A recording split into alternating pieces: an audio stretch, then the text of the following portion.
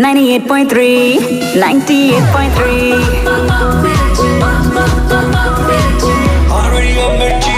मिर्ची सुनने वालों stay at home. 98.3. मिर्ची सुनने वालों stay at home. 98.3, 98.3, 98.3. मिर्ची सुनने वालों स्टे एट होम।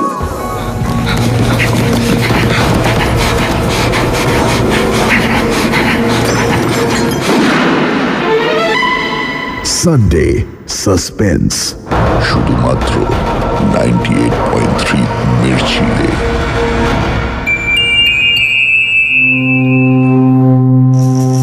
বাংলা সাহিত্যের রোমাঞ্চকর কিছু গল্প দিয়ে সাজানো আমাদের এই বিশেষ নিবেদন সানডে সাসপেন্স। আজ আপনার জন্য সত্যজিৎ রায়ের লেখা প্রফেসর শঙ্কুর অ্যাডভেঞ্চার, নকুরবাবু ও এলডোরাডো। সত্যজিৎ রায় বাংলা চলচ্চিত্র ও বাংলা সাহিত্যে এক বিরাট নাম। তার সৃষ্টি করা প্রফেসর শঙ্কু এক বিস্ময়কর চরিত্র। আত্মভোলা এই বৈজ্ঞানিকটির আবিষ্কারের মধ্যে রয়েছে অ্যানাইহিলিনের মতো যে কোনো কিছুকে নিশ্চিহ্ন করে দেওয়া পিস্তল, মিরাক্যুরেলের মতো মুহূর্তে অসুখ সারিয়ে দেওয়া ওষুধ, বটিকা ইন্ডিকার মতো ক্ষুধা তৃষ্ণা নাশক বড়ি, আরো কত কি। বনযাত্রীর ডায়েরি গল্পে প্রথম আবির্ভাব হয় প্রফেসর শঙ্কুর। আজকের গল্পটি আমরা নিয়েছি আনন্দ পাবলিশার্স থেকে প্রকাশিত শঙ্কু সমগ্র থেকে। গল্পটি প্রথম প্রকাশিত হয় আনন্দবেলা পূজা বার্ষিকী সংখ্যায় 1980 সালে। এই গল্পের প্রধান আকর্ষণ হচ্ছেন নকুরবাবু। নকুরবাবুর ভবিষ্যৎ দেখতে পাওয়ার আশ্চর্য ক্ষমতার সাথে আমরা মিল খুঁজে পাই মার্ভেল ইউনিভার্সের ডক্টর স্ট্রেঞ্জের। মজার ব্যাপার এই যে ডক্টর স্ট্রেঞ্জের বহু আগে সত্যজিৎ রায় এই চরিত্রটি সৃষ্টি করে গেছেন। গল্প পাঠে ও প্রফেসর শঙ্কুর চরিত্রে দীপ, নকুরবাবুর ভূমিকায় সোমক।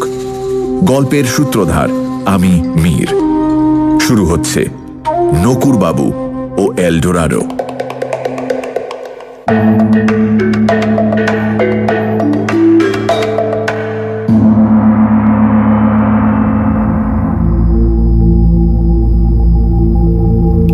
জুন।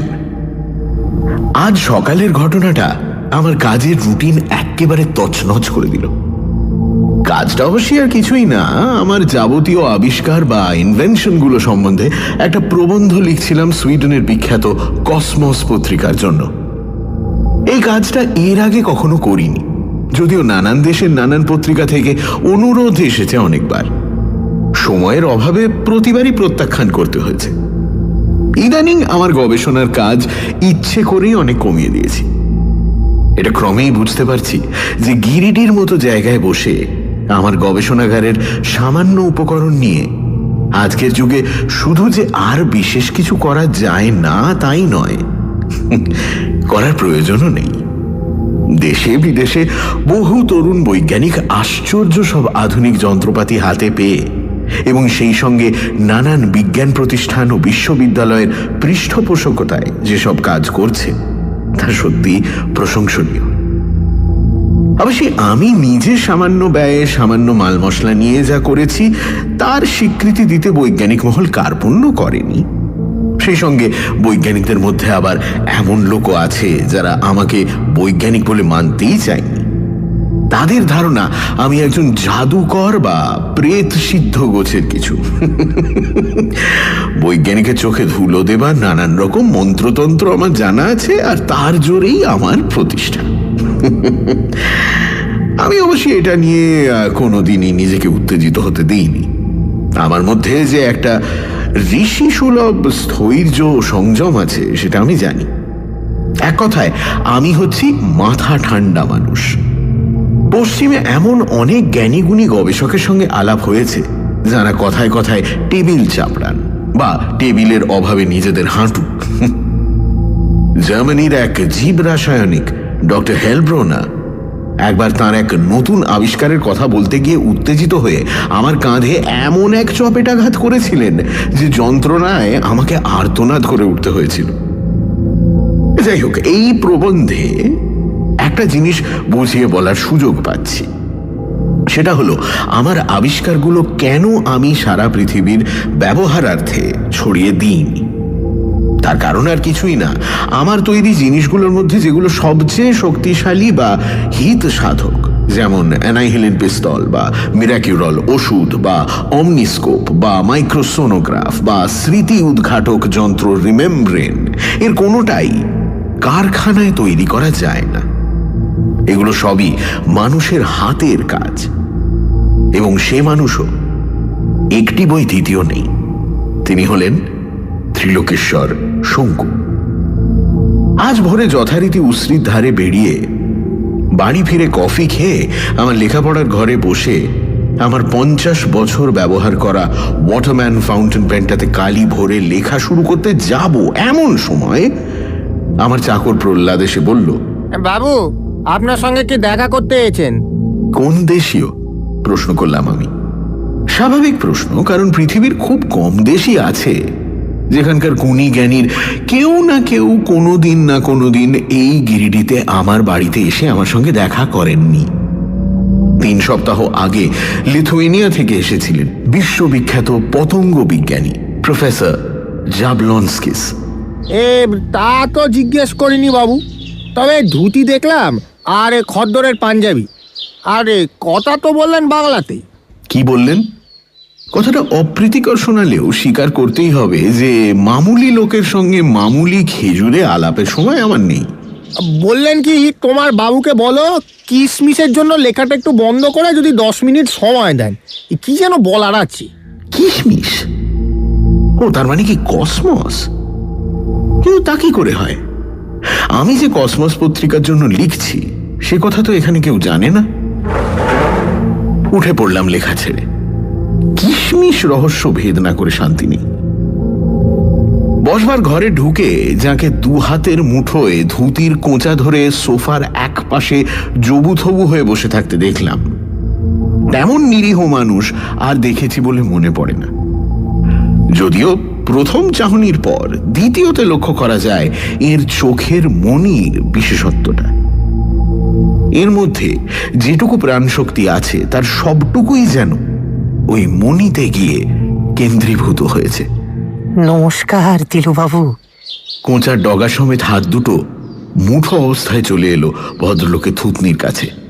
আগে কসমসের লেখাটা বন্ধ করলাম বলে মার্জনা চাইছি। আপনার সঙ্গে সামান্য কয়েকটা কথা বলার প্রবল বাসনা নিয়ে এসেছি আমি। আমি জানি আপনি আমার মনোবাঞ্ছা পূর্ণ করবেন। শুধু কসমস নয়, তিলু নামটা ব্যবহার করাটাও একটা প্রচন্ড বিস্ময় উদ্রেককারী ব্যাপার। 60 বছর আগে আমার বাবা শেষ আমায় ডেকেছেন ওই নামে। তারপরে ডাক নামটার আর কোনো প্রয়োজন হয়নি। অধমের নাম শ্রী নকুড়চন্দ্র বিশ্বাস। আমার বিস্ময় কাটেনি, তাই ভদ্রলোক কথা বলে চললেন। মাকড়দায় থাকি, কদিন থেকেই আপনাকে দেখতে পাচ্ছি চোখের সামনে, জানেন তো। অবশ্য সে দেখার এই দেখা এক জিনিস নয়। আমাকে দেখতে পাচ্ছেন মানে? মানে আগে এটা মাস 1.5 হলো আরম্ভ হয়েছে। অন্য জায়গার লোক, অন্য জায়গার ঘটনা, এই সব হঠাৎ হঠাৎ চোখের সামনে দেখতে পাই। সবসময় খুব স্পষ্ট নয়, তাও দেখি। আপনার নাম শুনেছি, ছবিও দেখেছি কাগজে। সেদিন আপনার চেহারাটা মনে করতেই দেখি আপনি এসে হাজির। এই জিনিস 1.5 মাস থেকে হচ্ছে আপনার? হ্যাঁ, তার 1.5 মাসই হবে। খুব ঝড় বৃষ্টি হচ্ছিল সেদিন, তার সঙ্গে মেঘের ডাক।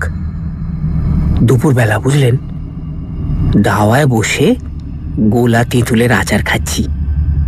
হঠাৎ দেখি সামনে 20 হাত দূরে মিত্তিদের বাড়ির ভেরেন্ডা গাছের পেছন দিকে একটা আগুনের গোলার মতো কি যেন শূন্যে ঘোরাফেরা করছে।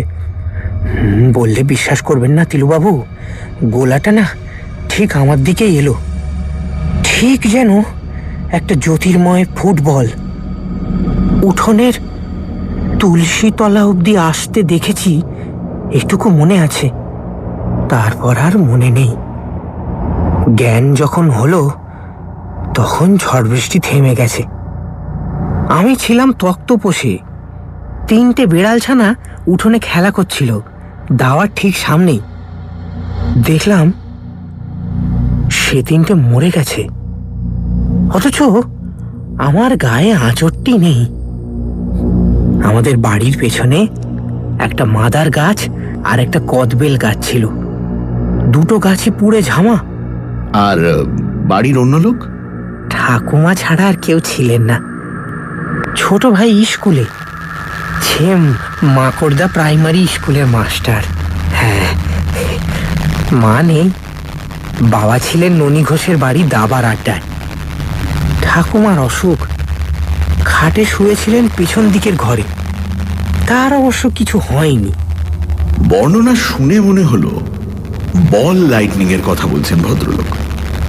কচ্ছিত কদাচিৎ এ ধরনের বিদ্যুতের কথা শোনা যায়, যেটা ঠিক বলেরই আকার ধরে কিছুক্ষণ শূন্য দিয়ে ভেসে বেরিয়ে হঠাৎ এক্সপ্লোড করে। সে বিদ্যুৎ একটা মানুষের কাছ দিয়ে যাবার ফলে যদি দেখা যায় যে সে মানুষের মধ্যে একটা বিশেষ কোনো পরিবর্তন ঘটে গেছে, তাহলে বলার কিছু নেই। কাছাকাছি বাজ পড়ে কালা কানে শুনেছে, অন্ধ দৃষ্টি ফিরে পেয়েছে, এমন খবরও তো কাগজে পড়েছি। প্রশ্ন হচ্ছে, এই ভদ্রলোকের শক্তির দৌড় কত দূর? প্রশ্নটা করার আগেই উত্তরের খানিকটা আভাস পেয়ে গেলাম। নকুরবাবু হঠাৎ বিড়বিড় করে বলে উঠলেন, 3, 8, 8, 8, 9, 1, 7, 1। দেখলাম তিনি চেয়ে রয়েছেন আমার সামনে টেবিলের ওপর রাখা আমেরিকান সাপ্তাহিক টাইম এর মলাটের দিকে। মলাটে যার ছবি রয়েছে তিনি হলেন মার্কিন ক্রোড়পতি পেট্রাস সার্কিসিয়ান। ছবির দিকে চেয়েই নকুরবাবু বলে চলেছেন, সাহেবের ঘরে একটা সিন্দুক দেখতে পাচ্ছি, খাটের ডান পাশে ক্রসক্লি কোম্পানির তৈরি, ভিতরে টাকা, বান্ডিল বান্ডিল $100 নোট। আর আপনি যে নম্বরটা বললেন সেটা কি? ওটা ওটা ওটা ওটা সিন্দুক খোলার নম্বর। ডালার গায়ে একটা দাঁত কাটা চাকার মতো জিনিস, আর সেটাকে ঘিরে খোদাই করা 1 থেকে 9 অবধি নম্বর। চাকাটা এদিকে ওদিকে ঘোরে, নম্বর মিলিয়ে ঘোরালেই খুলে যাবে সিন্দুক। কথাটা বলে হঠাৎ একটা ভীষণ কুণ্ঠার ভাব করে ভদ্রলোক বললেন, অপরাধ নেবেন না তিলুবাবু, এসব কথা আপনার মতো ব্যস্ত মানুষের কাছে বলতে আসা মানে আপনার তো মূল্যবান সময়। না না, মোটেই না, আমি বাধা দিয়ে বললাম। আপনার মতো ক্ষমতা একটা দুর্লভ ব্যাপার। আপনার সাক্ষাৎ পাওয়াটা একজন বৈজ্ঞানিকের পক্ষে খুবই সৌভাগ্যের কথা। আমি শুধু জানতে চাই যে... আমি বলছি আপনাকে, আপনি জানতে চাইছেন বল লাইটনিং এর সংস্পর্শে এসে আমার মধ্যে আর কি কি বিশেষ ক্ষমতা দেখা দিয়েছে, এটাই তো তিলুবাবু? নির্ভুল অনুমান। বললাম, হ্যাঁ ঠিক তাই। মুশকিল হচ্ছে কি জানেন, এগুলোকে তো আর বিশেষ ক্ষমতা বলে ভাবতে পারি না আমি। মানুষ হাসে, কাঁদে, হাই তোলে বা নাক ডাকায়, এগুলো কি আর মানুষ বিশেষ ক্ষমতা বলে মনে করে বলুন তো? এ তো নিঃশ্বাস প্রশ্বাসের মতোই স্বাভাবিক। আমিও যা করছি সেগুলো কিন্তু বিশেষ ক্ষমতা ভেবে করছি না। যেমন ধরুন আপনার ওই টেবিলটা, ওটার উপর কি রয়েছে বলুন তো? আমি ভদ্রলোকের ইঙ্গিত অনুসরণ করে আমার ঘরের কোণে রাখা কাশ্মীরি টেবিলটার দিকে তাকালাম। টেবিলের ওপর একটা জিনিস রয়েছে যেটা এর আগে কোনোদিন দেখিনি। সেটা একটা পেতলের মূর্তি, যদিও খুব স্পষ্ট নয়। যেন একটা স্পন্দনের ভাব, একটা স্বচ্ছতা রয়েছে মূর্তিটার মধ্যে। দেখতে দেখতেই মূর্তিটা মিলিয়ে গেল। কি দেখলেন? একটা পেতলের ধ্যানী বুদ্ধ মূর্তি, তবে ঠিক নিরেট নয়। ওই যে বললুম, এখনো ঠিক রপ্ত হয়নি ব্যাপারটা। মূর্তিটা রয়েছে আমাদের উকিল শিবরতন মল্লিকের বাড়ির বৈঠকখানায়। আমি একবার দেখেছিলাম। এখনকার মতো আপনার ওই টেবিলে আছে বলে কল্পনা করলুম, কিন্তু পুরোপুরি এলো না, জানেন তো। আর একটু আমি মনে মনে বলছিলাম, আজ পর্যন্ত পৃথিবীর কোনো জাদুকর, একমাত্র চীনে জাদুকর চিচিং ছাড়া, আমাকে হিপনোটাইজ করতে পারেনি। ইনি কিন্তু অনেকটা সমর্থ হয়েছেন। এও একরকম সম্মোহন বই কি। নকুর বিশ্বাসের একাধিক ক্ষমতার মধ্যে এটাও একটা। হিপনোটিজম, টেলিপ্যাথি, ক্লেয়ারভয়েন্স বা অলোক দৃষ্টি, এই সব কটা ক্ষমতাই দেখছি একসঙ্গে পেয়ে গেছেন ভদ্রলোক। শিবরতন বাবুর কাছে আপনার কথা প্রথমবার শুনি, তাই ভাবলাম একবার গিরিডিটা হয়ে আসি। আপনার দর্শনটাও হয়ে যাবে, আর সেই সঙ্গে একটা ব্যাপারে আপনাকে একটু সাবধানও করে দিতে পারবো। সাবধান? আগে কিছু মনে করবেন না তিলুবাবু, ধৃষ্টতা মাফ করবেন। আমি জানি আপনি তো শুধু আমাদের দেশের লোক নন, সারা বিশ্বে আপনার সম্মান। পৃথিবীর সব জায়গা থেকেই আপনার ডাক পড়ে, আর আপনাকে সেসব ডাকে সাড়াও দিতে হয়। কিন্তু সাও পাওলোর ব্যাপারটাতে গেলে আপনাকে বিশেষভাবে সতর্ক থাকতে অনুরোধ করি। সাও পাওলো হলো ব্রাজিলের সবচেয়ে বড় শহর। সেখান থেকে এখনো পর্যন্ত কোনো ডাক আসেনি আমার। বললাম, সাও পাওলোতে কি ব্যাপার? আগে সেটা এখনো ঠিক বলতে পারবো না। ব্যাপারটা এখনো ঠিক স্পষ্ট নয় আমার কাছে। সত্যি বলতে কি, সাও পাওলো যে কোথায় তাও আমি জানি না। হঠাৎ চোখের সামনে দেখতে পেলাম একটা লম্বা সাদা খাম, তার উপরে টাইপ করা আপনার নাম ও ঠিকানা। খামের একটা কোণে একটা নতুন ডাক টিকিট, তার উপরে একটা ছাপ পড়ল, সাও পাওলো। সঙ্গে সঙ্গে আমার বুকটা কেঁপে উঠল। আর তার পর মুহূর্তেই দেখলাম একটা সুদৃশ্য কামরা, তাতে একটা বিশাল বপু বিদেশি ভদ্রলোক আপনার দিকে চেয়ে বসে আছেন। লোকটিকে দেখে আমার মোটেই ভালো লাগলো না তিলুবাবু। 10 মিনিট হয়ে গেছে দেখেই বোধহয় ভদ্রলোক উঠে পড়ছিলেন। আমি বসতে বললাম। অন্তত 1 কাপ কফি না খাইয়ে ছাড়া যায় না ভদ্রলোককে। তাছাড়া ভবিষ্যতে এর সঙ্গে যোগাযোগ করার কি উপায় সেটাও জানা দরকার। ভদ্রলোক রীতিমতো সংকোচের সঙ্গে আধা ওঠা অবস্থা থেকে বসে পড়লেন। বললাম, আপনি উঠেছেন কোথায়? আগে উঠেছি মনোরমা হোটেলে। ও, তো থাকবেন কদিন? আসলে যে কাজের জন্য আসা, কাজটা তো হয়ে গেল, তো কাজেই। আচ্ছা, কিন্তু আপনার ঠিকানাটা যে জানা দরকার। ছি ছি ছি ছি ছি ছি, আমার ঠিকানা আপনি চাইছেন? এ তো আমি বিশ্বাসই করতে পারছি না। আমি খুব সাধারণ একটা তিলুবাবু। এবার ভদ্রলোককে একটু কড়া করেই বলতে হলো যে তার বিনয়টা একটু আদিক্ষেতার মতো হয়ে যাচ্ছে। বললাম, আপনি জেনে রাখুন, আপনার সঙ্গে মাত্র 10 মিনিটের পরিচয়ের পর একেবারে যোগাযোগ বিচ্ছিন্ন হয়ে যাওয়াটা যে কোনো বৈজ্ঞানিকের পক্ষেই একটা আফসোসের কারণ হতে পারে। আপনি কেয়ার অফ হরগোপাল বিশ্বাস মাকড়দা দিলেই আমি চিঠি পেয়ে যাব। আমার বাবাকে ওখানে সবাই চেনে। আপনি বিদেশ যাবার সুযোগ পেলে যাবেন? প্রশ্নটা কিছুক্ষণ থেকেই মাথায় ঘুরছিল। সেটার কারণ আর কিছুই নয়, অতিপ্রাকৃত ক্ষমতা বা ঘটনা সম্পর্কে পশ্চিমে অনেক বৈজ্ঞানিকদের মধ্যে একটা হেসে উড়িয়ে দেওয়ার ভাব লক্ষ্য করেছি। শ্রীমান নকুড় বিশ্বাসকে একবার তাদের সামনে নিয়ে ফেলতে পারলে মন্দ হতো না।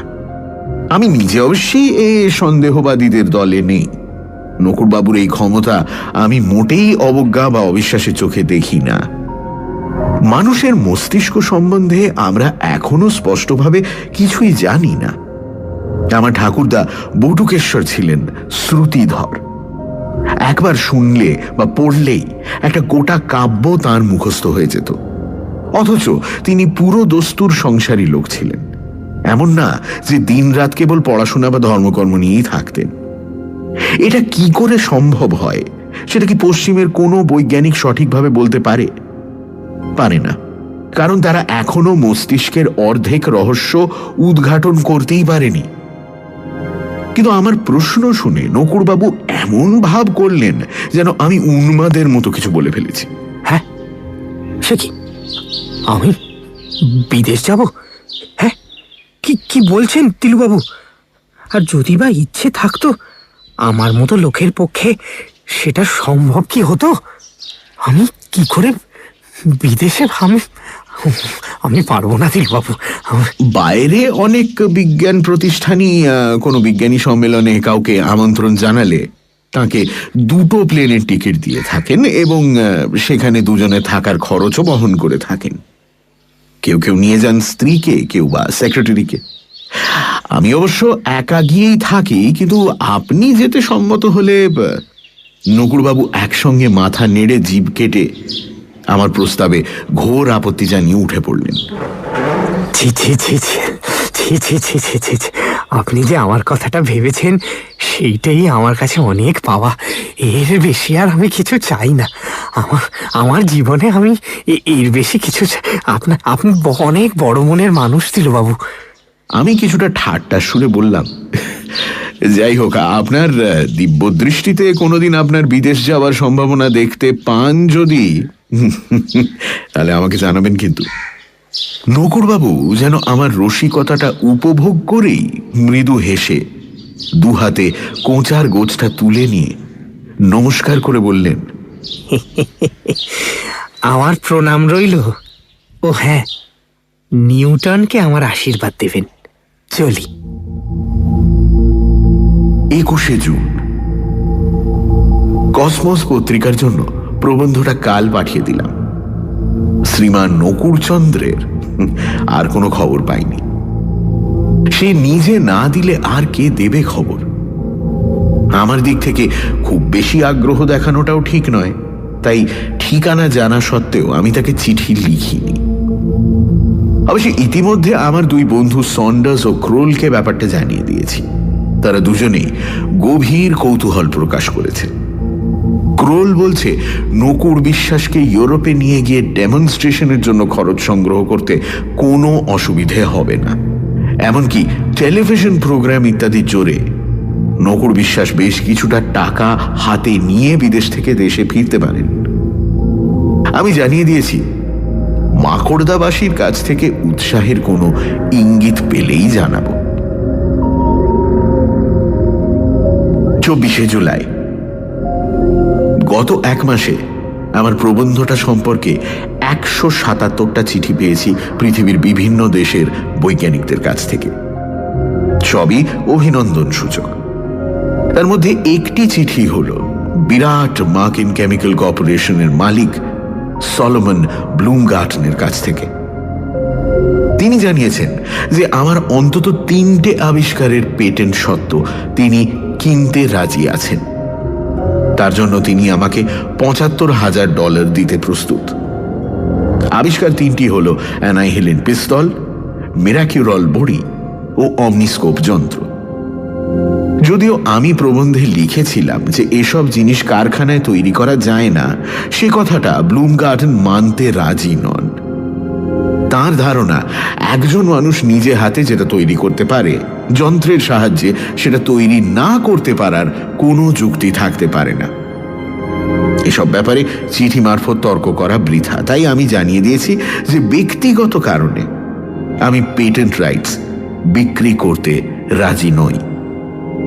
$৭৫,০০০ আমার লোভ লাগলো না দেখে সাহেবের না জানি কি প্রতিক্রিয়া হয়েছে।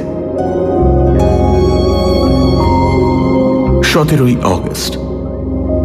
আজ এক অপ্রত্যাশিত চিঠি লিখছেন শ্রী নকুড় চন্দ্র বিশ্বাস। চিঠির ভাব ও ভাষা দুই অপ্রত্যাশিত, তাই সেটা তুলে দিচ্ছি। শ্রী ত্রিলোকেশ্বর শঙ্কু মহাশয়ের শ্রীচরণে 100 কোটি প্রণাম পূর্বক নিবেদনমিদম। মহাশয়, অধমকে যে আপনি স্মরণে রাখিয়াছেন সে বিষয়ে অবগত আছি। অবিলম্বে সাও পাওলো হইতে আমন্ত্রণ আপনার হস্তগত হইবে। আপনি সঙ্গত কারণেই উক্ত আমন্ত্রণ প্রত্যাখ্যান করিতে পারিবেন না। আপনার স্মরণে থাকিবে যে আপনি আমাকে অনুরোধ করিয়াছিলেন আপনার দাসানুদাস সেক্রেটারি রূপে আপনার সহিত বিদেশ গমনের জন্য। তৎকালে সম্মত হই নাই, কিন্তু স্বগৃহে প্রত্যাবর্তনের পর ক্রমে উপলব্ধি করিয়াছি যে সাও পাওলোতে আপনার পার্শ্বে উপস্থিত না থাকিলে আপনার সমূহ বিপদ। আমি গত কয়েক মাস অক্লান্ত পরিশ্রমে পিটম্যান পদ্ধতিতে শর্ট হ্যান্ড বিদ্যায় পারদর্শিতা লাভ করিয়াছি। উপরন্তু এটিকেট সম্পর্কে কতিপয় পুস্তক পাঠ করিয়া পাশ্চাত্য আদব কায়দা কিছুটা আয়ত্ত করিয়াছি। অতএব আপনি আমাকে আপনার অনুচর রূপে সঙ্গে লইবার ব্যাপারে কি স্থির করেন তাহা পত্রপাঠ জানালে বাধিত হইব। আপনি ভারতের তথা বিশ্বের গৌরব। সর্বোপরি আপনি বঙ্গ সন্তান।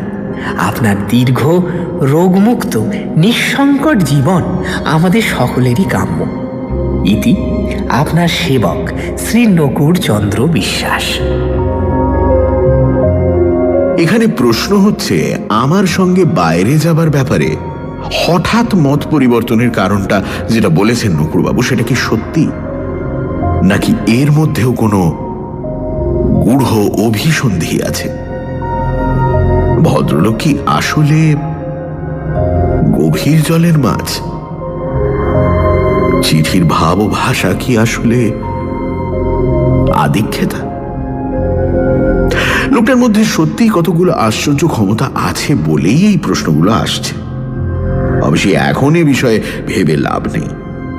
আগে নেমন্তন্নটা আসে কিনা দেখা যাক, তারপর অবস্থা বুঝে ব্যবস্থা। 3রা সেপ্টেম্বর। নকুড়বাবু আবার অবাক করলেন। আমন্ত্রণ এসে গেছে। আরো অবাক হয়েছি এই কারণে যে এই আমন্ত্রণ সত্যি ঠেলা যাবে না। সাও পাওলোর বিখ্যাত রাটান্টন ইউনিভার্সিটি একটা 3 দিন ব্যাপী বিজ্ঞান সম্মেলনের আয়োজন করেছেন, যেখানে বক্তৃতা, আলোচনা সভা ইত্যাদি তো হবেই। তাছাড়া সম্মেলনের শেষ দিনে ইনস্টিটিউট আমাকে ডক্টরেট উপাধি দিয়ে সম্মানিত করবে। কসমসের প্রবন্ধই আসলে নতুন করে আমার খ্যাতি ছড়িয়ে দিয়েছে বিজ্ঞানের জগতে। সম্মেলনের কর্তৃপক্ষ যে শুধু আমার উপস্থিতি প্রার্থনা করেছেন তাই নয়, আমার সবকটি ইনভেনশন এবং সেই সঙ্গে সেই সংক্রান্ত আমার গবেষণার কাগজপত্রের একটি প্রদর্শনী করবেন বলে প্রস্তাব করেছেন। এ ব্যাপারে দিল্লির ব্রাজিলীয় এম্বাসির সঙ্গে ভারত সরকার সব রকম সহায়তা করতে প্রস্তুত আছেন বলে জানিয়েছেন। ইনস্টিটিউট জানিয়েছেন যে তাদের আতিথেয়তা 3 দিনেই ফুরিয়ে যাচ্ছে না, অন্তত আরো 7 দিন থেকে যাতে আমি ব্রাজিল ঘুরে দেখতে পারি সে ব্যবস্থাও কর্তৃপক্ষ করবেন। দুজনের জন্য থাকার এবং যাতায়াতের খরচ তারা বহন করবেন। আমি যাব বলে টেলিগ্রাম করে দিয়েছি এবং এও জানিয়ে দিয়েছি যে আমার সঙ্গে থাকবেন আমার সেক্রেটারি মিস্টার N.C. বিশ্বাস। মাকড়দাতেও অবশ্যই চিঠি চলে গেছে। কনফারেন্স শুরু হচ্ছে 10ই অক্টোবর। এই 1 মাসের মধ্যে সব ব্যবস্থা করে ফেলতে পারবো বলেই মনে হয়। সন্ডার্স ও ক্রোলকে খবরটা দিয়ে দিয়েছি। লব্ধ প্রতিষ্ঠিত বৈজ্ঞানিক হিসেবে দুজনেই সাও পাওলোতে আমন্ত্রিত হবেন বলেই আমার বিশ্বাস। তবে নকুড়বাবুর খবরটা জানিয়ে দেওয়া দরকার ছিল। তাকে নিয়ে এ যাত্রা বিশেষ মাতামাতি করা যাবে না সেটাও জানিয়ে দিয়েছি। ক্রোল নিজে অতিপ্রাকৃত ব্যাপার নিয়ে যথেষ্ট কৌতূহলী ও ওয়াকিবহাল। হোটেলের ঘরে বসে বিশেষ করে তার জন্য সামান্য ডেমনস্ট্রেশন দিতে নকুড়বাবুর নিশ্চয়ই কোনো আপত্তি হবে না। আমার আসন্ন বিপদের কথাটা সত্যি কি মিথ্যে জানি না। আমার মনে মনে একটা সন্দেহ হচ্ছে যে নকুড়বাবু নিখরচায় বিদেশ দেখার লোভটা সামলাতে পারেননি। আমি লিখেছি তিনি যেন রওনা হওয়ার অন্তত 3 দিন আগে আমার কাছে চলে আসেন। তার আদব কায়দা দৌড় কতটা সেটা একবার দেখে নেওয়া দরকার। ভাষা নিয়ে কোনো সমস্যা নেই। ইংরেজিটা মনে হয় ভদ্রলোক একরকম নিজেই চালিয়ে নিতে পারবেন। আর কোনো বিশেষ অবস্থায় যদি ব্রাজিলের ভাষা পর্তুগিজ বলার প্রয়োজন হয় তার জন্য তো আমি আছি। ভারতবর্ষের ইতিহাসে পর্তুগিজদের ভূমিকার কথা মনে করে আমি 11 বছর বয়সে গিরিডির পর্তুগিজ পাদ্রি ফাদার রিবেলোর কাছ থেকে ভাষাটা শিখে নিয়েছিলাম। সানডে সাসপেন্স শুধুমাত্র 98.3 মির্চিতে। গল্পের পরবর্তী অংশ ব্রেকের পর। সানডে সাসপেন্সে শুনছেন সত্যজিৎ রায়ের লেখা প্রফেসর শঙ্কুর অ্যাডভেঞ্চার নকুড়বাবু ও এলডোরাডো। শঙ্কুর সাথে দেখা করতে আসেন নকুড়চন্দ্র বিশ্বাস নামক এক ব্যক্তি। নকুড়বাবু তাঁর অদ্ভুত ক্ষমতা বলে ভবিষ্যৎ দেখতে পান। তিনি শঙ্কুকে অনুরোধ করেন যে শঙ্কু যেন সাও পাওলো যাওয়ার আমন্ত্রণ প্রত্যাখ্যান করেন। সাও পাওলো গেলে শঙ্কুর সমূহ বিপদ। যদিও শঙ্কুর পক্ষে সেই আমন্ত্রণ প্রত্যাখ্যান করা সম্ভব হয় না। নকুড়বাবু প্রথমে অসম্মত হলেও শঙ্কুকে চিঠি লিখে জানান যে তিনি তাঁর সেক্রেটারি সেজে তার সঙ্গে সাও পাওলো যাবেন। তারপর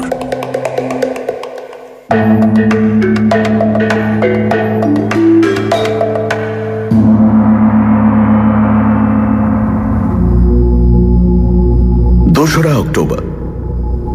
আজ নকুড়বাবু এসেছেন। এই কমাসে ভদ্রলোকের চেহারায় বেশ একটা উন্নতি লক্ষ্য করছি। বললেন যোগ ব্যায়ামের ফল। ইতিমধ্যে কলকাতায় গিয়ে ভদ্রলোক 2টো স্যুট করিয়ে এনেছেন। সেই সঙ্গে শার্ট, টাই, জুতো, মোজা ইত্যাদিও জোগাড় হয়েছে। দাঁতনের অভ্যেস বলে নতুন টুথপেস্ট, টুথব্রাশ কিনতে হয়েছে। স্যুটকেস যেটা এনেছেন সেটা নাকি আসলে উকিল শিবরতন মল্লিকের। সেটি যে এনার কাছে কি করে এলো সেটা আর জিজ্ঞেস করলাম না। তিলুবাবু, ব্রাজিলের জঙ্গল দেখতে যাবেন না? হ্যাঁ, আজ দুপুরে খাবার সময় প্রশ্ন করলেন ভদ্রলোক। আমি বললাম 7 দিন তো ঘুরিয়ে দেখাবে বলেছে, তার মধ্যে অরণ্য কি আর একেবারে বাদ পড়বে? আমাদের শ্রীগুরু লাইব্রেরিতে খোঁজ করে বড়দা বাণুজ্যের লেখা ছবি টবি দেওয়া একটা পুরনো বই পেলাম ব্রাজিল সম্বন্ধে, বুঝলেন। তাতে লিখেছে ওখানকার জঙ্গলের কথা, আর লিখেছে সে জঙ্গলে নাকি একরকম সাপ আছে যা নাকি লম্বায় আমাদের অজগরের ডবল। ভাবুন একবার। হ্যাঁ, মোট কথা ভদ্রলোক খোশ মেজাজে আছেন। এখনো পর্যন্ত কোনো নতুন ক্ষমতার পরিচয় দেননি। সত্যি বলতে কি সেই প্রসঙ্গ আর উত্থাপনই করেননি। ক্রোল ও সন্ডার্স দুজনেই সাও পাওলো যাচ্ছে বলে লিখেছে। বলা বাহুল্য দুজনেই নকুড়বাবুকে দেখার জন্য উদ্গ্রীব হয়ে আছে। 10ই অক্টোবর, সাও পাওলো, রাত 11:30। সম্মেলনের প্রথম অধিবেশনে অংশগ্রহণ করে কনফারেন্সের কর্ণধার প্রফেসর রড্রিগেজের বাড়িতে ডিনার খেয়ে আধ ঘন্টা হলো ফিরেছি হোটেলে। শহরের প্রান্তে সমুদ্রের ধারে পৃথিবীর বহু বিখ্যাত হোটেলকে হার মানানো এই গ্র্যান্ড হোটেল। আমন্ত্রিতরা সকলেই এখানে উঠেছেন। আমাকে দেওয়া হয়েছে একটি বিশাল সুসজ্জিত সুইট নাম্বার 777। আমার সেক্রেটারি নকুর বিশ্বাস একই তলায় আছেন 712 নম্বর সিঙ্গল রুমে। এখানকার কর্তৃপক্ষের সঙ্গে ক্রোল ও সন্ডার্স গিয়েছিল এয়ারপোর্টে আমাকে রিসিভ করতে। সেখানেই নকুরবাবুর সঙ্গে ওদের আলাপ করিয়ে দিই। ক্রোলের সঙ্গে পরিচয় হতেই নকুরবাবু জার্মান ভদ্রলোকটির দিকে কয়েক মুহূর্ত চেয়ে থেকে বললেন, Alps, Bavarian Alps, 1932. You and two young men climbing, then sleeping, then oof, very bad. Crawl দেখি মুখ হাঁ করে সম্মোহিতের মতো চেয়ে আছে নকুরবাবুর দিকে। তারপর আর থাকতে না পেরে জার্মান ভাষাতেই চেঁচিয়ে উঠল, আমার পা হড়কে গিয়েছিল, আমাকে বাঁচাতে গিয়ে হারমানো কাল দুজনেরই প্রাণ যায়। কথাটা বাংলায় অনুবাদ করে দিতে নকুরবাবুও বাংলায় বললেন, দৃশ্যটা ভেসে উঠলো আমার চোখের সামনে। আমি বলতে চাইনি, বড় মর্মান্তিক ঘটনা ওর জীবনের, বড় মর্মান্তিক। বলা বাহুল্য ক্রোলকে আমার আর নিজের মুখে কিছু বলতে হয়নি। আমি জানি সন্ডার্স এ ধরনের ক্ষমতা সম্পর্কে বেশ খানিকটা সন্দেহ পোষণ করে। সে প্রথমে কোনো মন্তব্য করেনি। এয়ারপোর্ট থেকে ফেরার পথে গাড়িতে আমার পাশে বসে একবার শুধু জিজ্ঞেস করল, শঙ্কু, ক্রোলের যুবা বয়সের ঘটনাটা তুমি জানতে? আমি মাথা নেড়ে না বললাম। এরপর আর এ নিয়ে কোনো কথা হয়নি। আজ ডিনারে প্রফেসর রড্রিগেজের সেক্রেটারি মিস্টার লোবোর সঙ্গে আলাপ হলো। এখানকার অনেকেরই গায়ের রং যাকে বলে উজ্জ্বল শ্যামবর্ণ, আর চোখের মণি এবং মাথার চুল কালো। মিস্টার লোবো এর ব্যতিক্রম নন। বেশ চালাক চতুর ভদ্রলোক, ইংরেজিটাও মোটামুটি ভালো জানেন। ঘণ্টা খানেক আলাপেই আমাদের সঙ্গে বেশ মিশে গেছেন। তাকে বললাম যে আমাদের খুব ইচ্ছে কনফারেন্সের পর ব্রাজিলের জঙ্গলের কিছুটা অংশ ঘুরে দেখা। অফকোর্স, নিশ্চয়ই। বললেন মিস্টার লোবো। যদিও বলার ঢঙে কোথায় যেন একটা কৃত্রিমতার আভাস পেলাম। আসলে এরা হয়তো চাইছেন অতিথিদের ব্রাজিলের আধুনিক সভ্যতার নিদর্শনগুলি দেখাতে। আজ আলোচনা সভায় আমি ইংরেজিতে বক্তৃতা করেছিলাম। আমার সেক্রেটারি সে বক্তৃতার সম্পূর্ণটাই শর্ট হ্যান্ডে লিখে রেখেছেন।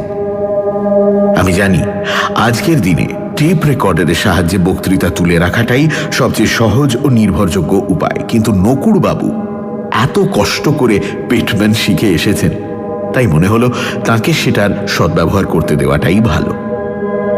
আমার আবিষ্কার ও সেই সংক্রান্ত গবেষণার কাগজপত্রের প্রদর্শনীও আজই খুলল। যেসব জিনিস এতকাল গিরিডিতে লোকচক্ষুর অন্তরালে আমার আলমারির মধ্যে পড়েছিল, সেগুলো হঠাৎ আজ পৃথিবীর বিপরীত গোলার্ধে ব্রাজিলের শহরে প্রকাশ্য প্রদর্শনীতে দেখতে কেমন যেন অদ্ভুত লাগছিল। সত্যি বলতে কি, একটু যে ভয়ও করছিল না তা নয়, যদিও ব্রাজিল সরকার সংরক্ষণের ব্যবস্থা করেছেন ভালোই। প্রদর্শনীর দরজার বাইরে এবং রটান্টন ইউনিভার্সিটির ফটকে সশস্ত্র পুলিশ, কাজেই ভয়ের কোনো কারণ নেই। 12ই অক্টোবর সকাল 6:30। গতকাল বেশ কয়েকটা উল্লেখযোগ্য ঘটনা ঘটে গেল। কাল লাঞ্চের পর আমি আমার 2 বিদেশি বন্ধু ও সেক্রেটারি সমেত শহর দেখতে বেরিয়েছিলাম। কিছু কেনাকাটা সেরে বিকেলে হোটেলে ফিরে নকুরবাবু তার ঘরে চলে গেলেন। এটা লক্ষ্য করছি যে ঠিক যতটুকু সময় আমার সঙ্গে না থাকলে নয়, তার 1 মিনিটও বেশি থাকেন না ভদ্রলোক। ক্রোল আর সন্ডার্স আমার ঘরে বসে কফি খেয়ে যে যার ঘরে চলে গেল। কথা হলো স্নান করে 1 ঘন্টার মধ্যে হোটেলের লবিতে জমায়েত হয়ে একসঙ্গে যাব এখানকার এক সঙ্গীতানুষ্ঠানে। ব্রাজিলের কফির তুলনা নেই, তাই আমি নিজের জন্য সবে আর এক পেয়ালা ঢেলেছি এমন সময় টেলিফোনটা বেজে উঠল। হ্যালো বলাতে উল্টো দিক থেকে বাজঘাই গলায় প্রশ্ন এলো, Hello, is that Professor Shanku? আমি জানালাম আমি সেই ব্যক্তি। Okay, this is Solomon Bloomgarten. নামটা মনে পড়ে গেল। ইনি গিরিডিতে চিঠি লিখে আমার 3টে আবিষ্কারের পেটেন্ট সত্ত্ব কেনার প্রস্তাব দিয়েছিলেন। And, আমাকে চিনতে পেরেছ প্রফেসর শ্যাঙ্কু? বিলক্ষণ। একবার আসতে পারি? আমি এই হোটেলের লবি থেকেই তোমাকে ফোন করছি। আমার মুশকিল হচ্ছে কি, এসব অবস্থায় সরাসরি কিছুতেই না বলতে পারি না, যদিও জানি এর সঙ্গে কথা বলে কোনো লাভ নেই। অগত্যা ভদ্রলোককে আসতেই বলতে হলো। মিনিট 3 পরে যিনি আমার ঘরে প্রবেশ করলেন, ঠিক তেমন একজন মানুষকে আর কখনো দেখেছি বলে মনে পড়ে না। ভাগ্যে তৃতীয় ব্যক্তি কেউ নেই ঘরে, থাকলে সব দিক দিয়েই প্রমাণ সাইজের প্রায় 1.5 এই মানুষটির পাশে আমার মতো একজন মিনি মানুষকে দেখে তিনি কখনোই হাসি সংবরণ করতে পারতেন না। দাঁড়ানো অবস্থায় এনার মুখের দিকে চেয়ে কথা বলা আমার পক্ষে প্রায় অসম্ভব, তাই করমর্দনের ঠেলা কোনো মতে সামলে বললাম, বসুন মিস্টার ব্লুমগার্টন। কল মি সল। চোখের সামনে থেকে পাহাড় সরে গেল। ভদ্রলোক আসন গ্রহণ করেছেন। Call me Saul, okay? And I'll call you Shank, if you don't mind. Sol and Shank, Solomon ও শঙ্কু। এই চট সৌহার্দ্যের প্রয়োজন কি জানি না, তবে এটা জানি যে এই ধরনের প্রস্তাবে হ্যাঁ বলা ছাড়া গতি নেই। বললাম, বলো সল, কি করতে পারি তোমার জন্য? I told you before, তোমাকে চিঠিতেই বলেছি, সেম প্রপোজাল আবার তোমাকে করতে এসেছি। আজ তোমার এক্সিবিশন দেখতে গিয়েছিলাম। You don't mind, Shank, তোমার এইসব আশ্চর্য আবিষ্কার, these wonderful experiments and inventions that you have, বিশ্বের কাছে সিক্রেট রেখে you're acting like what you say in your language, Satabar. দানবাকৃতি মানুষটি বসে পড়াতে আমার স্বাভাবিক মনের জোর অনেকটা ফিরে এসেছে। বললাম, তুমি কি মানব কল্যাণের জন্য এতই ব্যগ্র? আমার তো মনে হয় তুমি আবিষ্কারগুলোর ব্যবসার দিকটাই দেখছো, তাই নয় কি?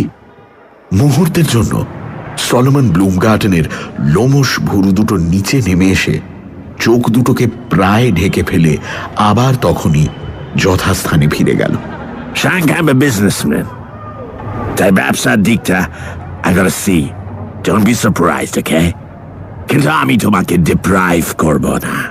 তোমাকে আমি $1,00,000 দিতে রেডি, ওই 3টে ইনভেনশনের পেটেন্টের জন্য। I got my checkbook. You want cash? I can give you. তবে এতগুলো টাকা সঙ্গে নিয়ে তোমারই অসুবিধে হবে। You're gonna find it real difficult, Shank. আমি মাথা নাড়লাম। চিঠিতে যে কথা বলেছিলাম সেটা আবার বললাম, যে আমার এই জিনিসগুলোর কোনোটাই মেশিনের সাহায্যে কারখানায় তৈরি করা সম্ভব নয়। গভীর সন্দেহের দৃষ্টিতে ব্লুমগার্টন বেশ কিছুক্ষণ শটান আমার দিকে চেয়ে রইলেন। তারপর গুরু গম্ভীর স্বরে বললেন, I don't believe you. তাহলে আর কি করা যায় বলো? I can double my price, Shank. কি মুশকিল! লোকটাকে কি করে বোঝাই যে আমি দিব্যে আছি, আমার আর টাকা দরকার নেই। 1 লক্ষের জায়গায় 20 লাখ পেলেও আমি সত্য বিক্রি করব না। ভদ্রলোক কি যেন বলতে যাচ্ছিলেন, এমন সময় কলিং বেল বেজে উঠল। উঠে গিয়ে দরজা খুলে দেখি আমার সেক্রেটারি। মানে কাল সকালের প্রোগ্রামটা? এইটুকু বলে ব্লুমগার্টনের দিকে চোখ পড়াতে নকুরবাবু হঠাৎ কথার খেই হারিয়ে ফেললেন। ভারী অস্বস্তিকর পরিস্থিতি। ব্লুমগার্টনকে হঠাৎ করে দেখলে অনেকেরই কথার খেয়েই হারিয়ে যাওয়ার কথা, কিন্তু নকুড়বাবু যেন শুধু হারাননি, সেই সঙ্গে কিছু যেন পেয়েছেনও তিনি। কালকের প্রোগ্রামের কথা জানতে চাইছিলেন কি? পরিস্থিতিটাকে একটু সহজ করার জন্য প্রশ্নটা করলাম আমি। প্রশ্নের উত্তরে যে কথাটা নকুড়বাবুর মুখ দিয়ে বেরোলো সেটা বর্তমান ক্ষেত্রে সম্পূর্ণ অপ্রাসঙ্গিক। ব্লুমগার্ডেনের দিক থেকে চোখ না সরিয়েই ভদ্রলোক মৃদু স্বরে দুবার এল ডোরাডো, এল ডোরাডো কথাটা উচ্চারণ করে কেমন যেন হতভম্ব ভাবে ঘর থেকে বেরিয়ে গেলেন। Hey, Jack, who was that man? আমি দরজা বন্ধ করার সঙ্গে সঙ্গেই প্রশ্ন করলেন সলোমন ব্লুমগার্ডেন। আমি বললাম, আমার সেক্রেটারি। এলডোরাডো, এটা সাডেনলি বললো কেন? ব্লুমগার্ডেনের ধাঁধালো ভাবটা আমার কাছে অস্বাভাবিক মনে হচ্ছিল। বললাম, দক্ষিণ আমেরিকা সম্পর্কে পড়াশোনা করেছেন ভদ্রলোক, কাজেই এলডোরাডো নামটা জানা কিছুই আশ্চর্য নয়। সোনার শহর এলডোরাডোর কিংবদন্তি কথা কে না জানে। 16 শতাব্দীর স্পেন থেকে কর্টেজ সৈন্য দক্ষিণ আমেরিকায় এসে স্থানীয় অধিবাসীদের যুদ্ধে হারিয়ে এ দেশে স্পেনের আধিপত্য বিস্তার করে। তখনই এখানকার উপজাতিদের মুখে এলডোরাডোর কথা শুনে স্পেনীয়রা, আর তখন থেকেই এ নাম চুম্বকের মতো আকর্ষণ করে ধনলিপ্সু পর্যটকদের। ইংল্যান্ডের স্যার ওয়াল্টার র্যালে পর্যন্ত এলডোরাডো টানে নৌবহর নিয়ে হাজির হয়েছিলেন এই দেশে। কিন্তু এলডোরাডো চিরকালই অন্বেষণকারীদের ফাঁকি দিয়ে এসেছে। Peru, Bolivia, Colombia, Brazil, Argentina, দক্ষিণ আমেরিকার কোনো দেশেই এলডোরাডোর কোনো সন্ধান মেলেনি।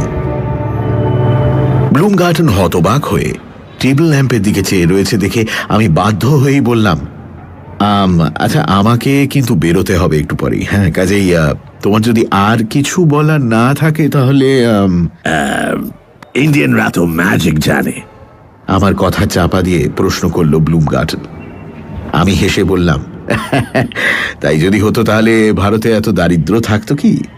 জাদু জানলেও নিজেদের অবস্থার উন্নতি করার জাদুটা তারা নিশ্চয়ই জানে না। সেটা তোমাকে দিয়েই বুঝতে পারছি। ওল্ড বয়, যে কান্ট্রির লোক টাকা হাতে তুলে দিলেও সে টাকা হাতে নেয় না, হ্যাঁ হ্যাঁ, সেই দেশ গরিব থাকে, পুয়ার থাকে। কিন্তু ব্লুমগার্ডেন আবার চুপ, আবার অন্যমনস্ক, আমার আবার অসহায় ভাব। এই লোকটাকে তাড়ানোর রাস্তা খুঁজে পাচ্ছি না। আমি ম্যাজিকের কথা বলছি এই কারণে, আমার যে টাইমে এলডোরাডোর কথাটা মনে হয়েছে সেই টাইমে নামটা কানে এলো ওই জেন্টলম্যানের মুখ থেকে। আজ থেকে 200 বছর আগে আমার ancestors back to back 3 generations north America থেকে এই দেশে পাড়ি দিয়েছে এই এলডোরাডোর খোঁজে। আমি নিজে 2 বার এসেছি when I was younger. Peru, Bolivia, Guyana, Ecuador, Venezuela. কোনো কান্ট্রি বাদ দিইনি। At last, finally, when I came to Brazil, জঙ্গলে এসে আমার অসুখ করলো Eldorado. I had to drop the plan and I had to go back to my country. আজকে এতদিন পর আবার ব্রাজিলে এসে কাল থেকে মাঝে মাঝে এলডোরাডোর কথা মনে পড়ে যাচ্ছে। I'm remembering those days and today. আমি কোনো মন্তব্য করলাম না। ব্লুমগার্ডেন উঠে পড়ল, বলল, Shank, I'm in Hotel Marina. If you change your mind, you're gonna let me know, okay? Krol আর সন্ডার্সকে ঘটনাটা বলতে তারা দুজনেই রেগে আগুন। সন্ডার্স বলল, শঙ্কু, তুমি অতিরিক্ত রকম ভদ্র, তাই এইসব লোকের অডাসিটি সহ্য করো। এবার এলে আমাদের একটা ফোন করে দিও, আমরা এসে যা করার করব। এর পরের ঘটনাটা ঘটল মাঝরাত্রিরে। পরে ঘড়ি দেখে জেনেছিলাম তখন 2:15। ঘুম ভাঙল কলিং বেলের শব্দে। বিদেশ বিভুঁইয়ে এত রাত্রিরে আমার ঘরে কে আসতে পারে? দরজা খুলে দেখি শ্রীমান নকুর বিশ্বাস। ফ্যাকাশে মুখ, ত্রস্ত ভাব। অপরাধ নেবেন না তিলুবাবু, কিন্তু না এসে পারলাম না। ভদ্রলোকের চেহারাটা ভালো লাগছিল না, তাই বললাম, আপনি আপনি আগে বসুন তো, বসুন, তারপর কথা হবে।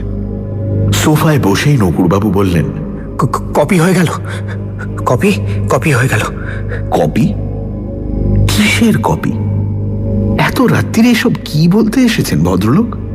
যন্ত্রটার নাম জানি না, তবে চোখের সামনে দেখতে পেলাম একটা বাক্সের মতো জিনিস, ভেতরে আলো জ্বলছে, ওপরে একটা কাঁচ, একটা কাগজ পুড়ে দেওয়া হলো যন্ত্রে, তারপর একটা হাতল ঘোরাতেই কাগজের লেখা অন্য একটা কাগজে হুবহু নকল হয়ে বেরিয়ে এলো। শুনে মনে হলো ভদ্রলোক জেরক্স ডুপ্লিকেটিং যন্ত্রের কথা বলছেন। কি কাগজ ছাপা হলো? প্রশ্ন করলাম আমি। নকুরবাবুর দ্রুত নিঃশ্বাস পড়ছে, একটা আতঙ্কের ভাব দেখা দিয়েছে মুখে। কি ছাপা হলো? আবার জিজ্ঞেস করলাম। নকুরবাবু এবার মুখ তুলে চাইলেন আমার দিকে, সংশয়াকুল দৃষ্টি। আপনার আবিষ্কারের সব ফর্মুলা। চাপা গলায় দৃষ্টি বিস্ফারিত করে বললেন নকুরবাবু। আমি না হেসে পারলাম না। আপনি এই বলতে এসেছেন আমায় এত রাত্রিরে? আমার ফর্মুলা প্রদর্শনীর ঘর থেকে বেরোবে কি করে? সে তো কেন কেন হ্যাঁ, ব্যাংক থেকে টাকা চুরি হয় না, দলিল চুরি হয় না? আর ইনি যে ঘরের লোক, ঘরের লোককে পুলিশই বা আটকাবে কেন? ঘরের লোক? ঘরের লোক তিলুবাবু, মিস্টার লোবো। আমার মনে হলো ভয়ঙ্কর আবল তাবল বকছেন নকুরবাবু। বললাম, এসব কি আপনি স্বপ্নে দেখেছেন? স্বপ্ন নয়, স্বপ্ন নয়, চোখের সামনে জল জ্যান্ত দেখতে পেলাম এই 10 মিনিট আগে।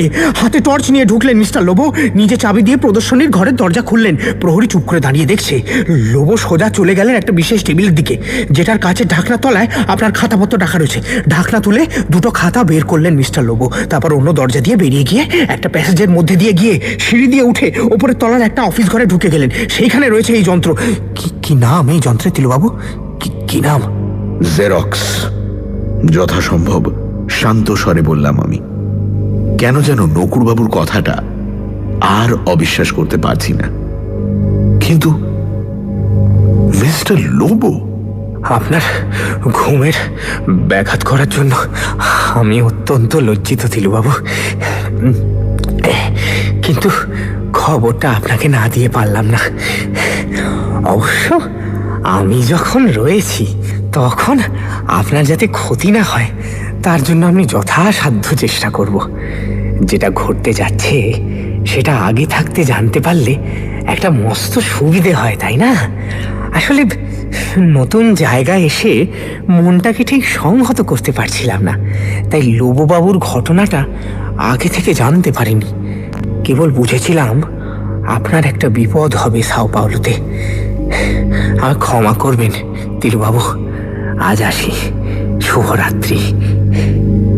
নকুরবাবু আবার ক্ষমা চেয়ে বিদায় নিয়ে চলে গেলেন, আর আমিও চিন্তিতভাবে এসে বিছানায় শুলাম। আমার মধ্যে নকুরবাবুর মতো অতিপ্রাকৃত ক্ষমতা না থাকলেও এটা বেশ বুঝতে পারছি যে লোবোর মতো লোকের পক্ষে নিজে থেকে এ জিনিস করা সম্ভব নয়। তার পেছনে অন্য লোক আছে, পয়সাওয়ালা লোক। ভাবলে একজনের কথাই মনে হয়, সলোমন ব্লুমগার্ন। সানডে সাসপেন্স, শুধুমাত্র 98.3 মির্চিতে। গল্পের পরবর্তী অংশ ব্রেকের পর।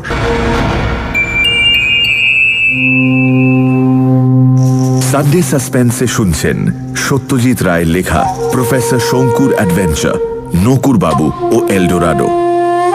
প্রফেসর শঙ্কু ও নকুরবাবু এসে পৌঁছন ব্রাজিলের সাও পাওলো শহরে। একজন আমেরিকান ব্যবসায়ী সলোমন ব্লুমগার্টেন শঙ্কুর থেকে তার আবিষ্কারের পেটেন্ট কিনতে চান এবং প্রচুর টাকা অফার করেন। শঙ্কু যদিও সেই প্রস্তাবে রাজি হন না। গভীর রাতে নকুরবাবু এসে শঙ্কুকে জানান যে তিনি তার ক্ষমতা বলে দেখতে পেয়েছেন এক অদ্ভুত দৃশ্য। নকুরবাবু দেখতে পেয়েছেন যে প্রদর্শনীশালায় রাখা শঙ্কুর গবেষণার সমস্ত নোটস মিস্টার লোবো বলে একজন ভদ্রলোক জেরক্স মেশিনের সাহায্যে কপি করে নিচ্ছেন। তারপর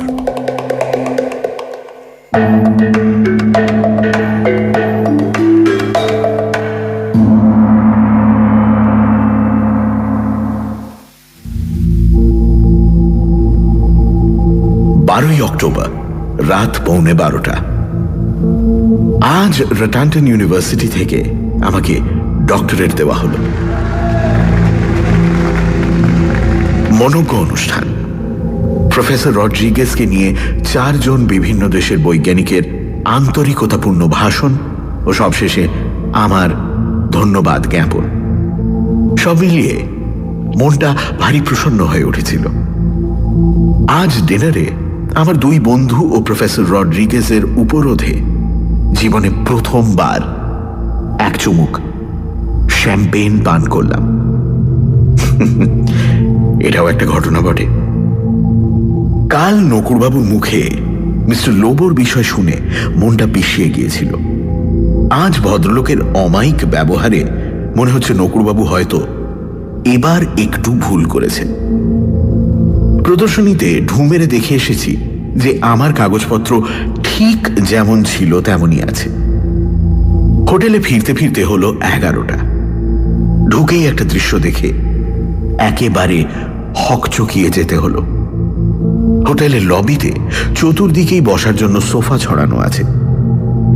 তারই একটাই দেখি এক পাশে বিশাল বপু সলোমন ব্লুমগার্টেন ও অন্য পাশে একটি অচেনা বিদেশি ভদ্রলোককে নিয়ে বসে আছেন আমার সেক্রেটারি শ্রী নকুরচন্দ্র বিশ্বাস। আমার সঙ্গে চোখাচোখি হতেই নকুরবাবু একগাল হেসে উঠলেন। আগে এনাদের সঙ্গে একটু বাক্যালাপ করছিলাম আর কি। ব্লুমগার্টেন উঠে এলেন। কনগ্রাচুলেশনস। করমর্দনে যথারীতি হাত ব্যথা করিয়ে দিয়ে ব্লুমগার্টেন চোখ কপালে তুলে বললেন, তুমি কাকে সেক্রেটারি করে নিয়ে এসেছো? He's an awesome man. Lots of powers, eh? আমার চোখের দিকে চেয়ে আমার সব কিছু বলে দিচ্ছে। দুজনের মধ্যে মোলাকাতটা কিভাবে হলো সেটা ভাবছি। তার উত্তর নকুরবাবুই দিয়ে দিলেন। আমার বন্ধু যোগেন বক্সির ছেলে কানাইলালকে একটা পোস্ট কার্ড লিখে পোস্ট করার জন্য এই কাউন্টারে দিতে গিয়ে দেখি এনারা পাশেই দাঁড়িয়ে আছেন। আমায় দেখে ব্লুমগার্টেন সাহেবই এগিয়ে এসে আলাপ করলেন। বললেন কাল আমার মুখে এলডোরাডো নাম শুনে ওর কৌতূহল হচ্ছে, আমি এলডোরাডো সম্পর্কে কতদূর জানি। আমি বললাম, স্যার, আই অ্যাম মুখ্য সূক্ষ্ম ম্যান, নো এডুকেশান। এই কাল একটা বেঙ্গলি বইয়ে পড়ছিলাম এলডোরাডোর কথা। তা পড়তে পড়তে যেন সোনার শহরটাকে চোখের সামনে দেখতে পেলাম। তাই নিয়ে আমার নকুরবাবুর বাক্যস্রোত বন্ধ করতে হলো। ক্রোল ও সন্ডার্সের মুখের ভাব দেখেই বুঝছিলাম তাদের প্রচন্ড কৌতূহল হচ্ছে ব্যাপারটা জানার জন্য। নকুরবাবু এ পর্যন্ত যা বলেছেন সেটার ইংরেজি তর্জমা করে সংক্ষেপে বুঝিয়ে দিলাম আমি। ততক্ষণে অবশ্যই আমরা 3 জনেই একটা পাশের সোফায় বসে পড়েছি এবং আমি আমার 2 বন্ধুর সঙ্গে সলোমন ব্লুমগার্টেনের আলাপ করিয়ে দিয়েছি। অন্য বিদেশি ভদ্রলোকটির নাম মাইক হ্যাচেট। হাবভাবে বুঝলাম ইনি ব্লুমগার্টেনের বডিগার্ড বা ধামাধারী গোছের কেউ। এবার ব্লুমগার্টেন কথা বলল। Your man Biswas is real wizard. ওকে মাইরনের হাতে তুলে দিলে ও রাতারাতি এটা ওখানে গোল্ড বানিয়ে দেবে। And your man will be owning a Cadillac in 3 months' time. You mark my words, Shank. মাইরন লোকটি কে জিজ্ঞেস করাতে ব্লুম গার্ডেন চোখ কপালে তুললেন। Holy smoke! তুমি Myron নাম শোনোনি? Myron Enterprises, auto borrow impresario. Now you're not got another one. Kato, singers, musicians, dancers, magicians. Myron and management jure daঁড়িয়ে গেল. And he's one talented bloke. আমার মাথা ভোঁ ভোঁ করছে। নকুরবাবু শেষটায় রঙ্গমঞ্চে তার অলৌকিক ক্ষমতা দেখিয়ে নাম কিনবেন? কই, এমন তো কথা ছিল না। And he knows where El Dorado is. Can you beat that? আমি নকুরবাবুর দিকে দৃষ্টি দিলাম। ব্যাপারটা একটু তলিয়ে দেখা দরকার। বললাম, কি মশাই, আপনি কি সাহেবকে বলেছেন এলডোরাডো কোথায় তা আপনি জানেন? যেটুকু আমি জানি আমি সেইটুকুই বলেছি। কাঠগড়ার আসামির মতো হাত জোড় করে বললেন নকুর বিশ্বাস। বলেছি এই ব্রাজিলেই আছে এল ডোরাডো।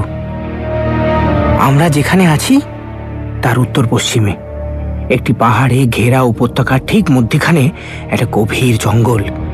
সেই জঙ্গলের মধ্যে এই শহর।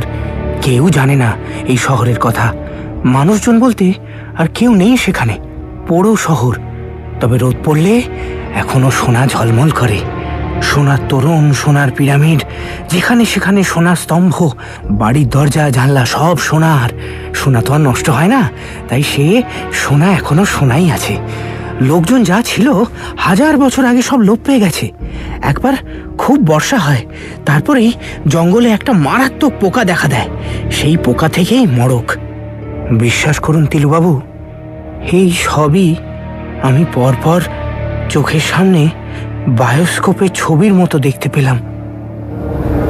ক্রোল ও সন্ডার্সের জন্য এই অংশটুকু ইংরেজিতে অনুবাদ করে দিয়ে ব্লুম গার্ডেনকে আমি বললাম, তুমি তো তাহলে এলডোরাডোর হদিশ পেয়ে গেলে, এবার অভিযানের তোড়জোড় শুরু করো। আমরা আপাতত ক্লান্ত, কাজে আমাদের মাফ করো। আসুন নকুরবাবু। আমার কথায় ব্লুম গার্ডেনের মুখে যে থমথমে ভাবটা দেখা দিল, সেটা যে কোনো লোকের মনে ত্রাসের সঞ্চার করত। আমি সেটা যেন দেখেও দেখলাম না। নকুরবাবু উঠে এলেন ভদ্রলোকের পাশ ছেড়ে। আমরা 4 জনে গিয়ে বসলাম আমার ঘরে। নকুরবাবুর ইচ্ছে ছিল সোজা নিজের ঘরে চলে যান, কিন্তু আমি বললাম যে তার সঙ্গে আমার একটু কথা আছে। 2 সাহেব বন্ধুর কাছে বাংলা বলার জন্য ক্ষমা চেয়ে নিয়ে নকুরবাবুকে বললাম, দেখুন মশাই, আমি আপনার ভালোর জন্যই বলছি। আপনার মধ্যে যে ক্ষমতাটা আছে সেটা যাত্রার কাছে এইভাবে প্রকাশ করবেন না। আপনার অভিজ্ঞতা কম, আপনি হয়তো লোক চেনেন না, কিন্তু এটা বলে দিচ্ছি যে এই ব্লুম গার্ডেনের খপ্পরে পড়লে আপনার সর্বনাশ হবে। আপনাকে অনুরোধ করছি, আমাকে না জানিয়ে ফস করে কিছু একটা করে বসবেন না। নকুরবাবু লজ্জায় প্রায় কার্পেটের সঙ্গে মিশে গেলেন। ছি ছি ছি ছি ছি ছি ছি ছি ছি, আমি কি করলাম? আমাকে মাফ করবেন তিলুবাবু, আমার সত্যিই অপরাধ হয়েছে। আসলে বিদেশ টিদেশে তো আসিনি কখনো, মফস্বলের মানুষ, তাই হয়তো মাথাটা একটু ঘুরে গিয়ে থাকবে। আমাকে সাবধান করে দিয়ে আপনি সত্যিই খুব উপকার করলেন। আপনি অনেক বড় মনের মানুষ তিলুবাবু। নকুরবাবু উঠে পড়লেন। ভদ্রলোক চলে যাওয়ার পর ক্রোল তার পাইপে টান দিয়ে এক ঘর ধোঁয়া ছেড়ে বলল, এলডোরাডো যদি সত্যিই থেকে থাকে তাহলে সেটা আমাদের একবার দেখে আসা উচিত নয় কি? আগেই বলেছি সন্ডার্স এ ব্যাপারে ঘোর সন্দেহবাদী। সে ধমকের সুরে বলল, দেখো হে জার্মান পণ্ডিত, 300 বছর ধরে সোনার স্বপ্ন দেখা অজস্র লোক দক্ষিণ আমেরিকা চষে বেরিয়েও এলডোরাডোর সন্ধান পায়নি। আর এই ভদ্রলোকের এই কটা কথায় তুমি মেতে উঠলে? ওই অতিকায় ইহুদি যদি এসব কথায় বিশ্বাস করে জঙ্গলে গিয়ে জ্যাগুয়ারের শিকার হতে চান তাতে আমার কোনো আপত্তি নেই, কিন্তু আমি এর মধ্যে নেই। আমাদের যা প্ল্যান হয়েছে তার এক চুল এদিক ওদিক হয় এটা আমি চাই না, এবং আমার বিশ্বাস শঙ্কু এ বিষয়ে আমার সঙ্গে একমত। কি শঙ্কু? আমি মাথা নেড়ে সন্ডার্সের কথায় সায় দিলাম।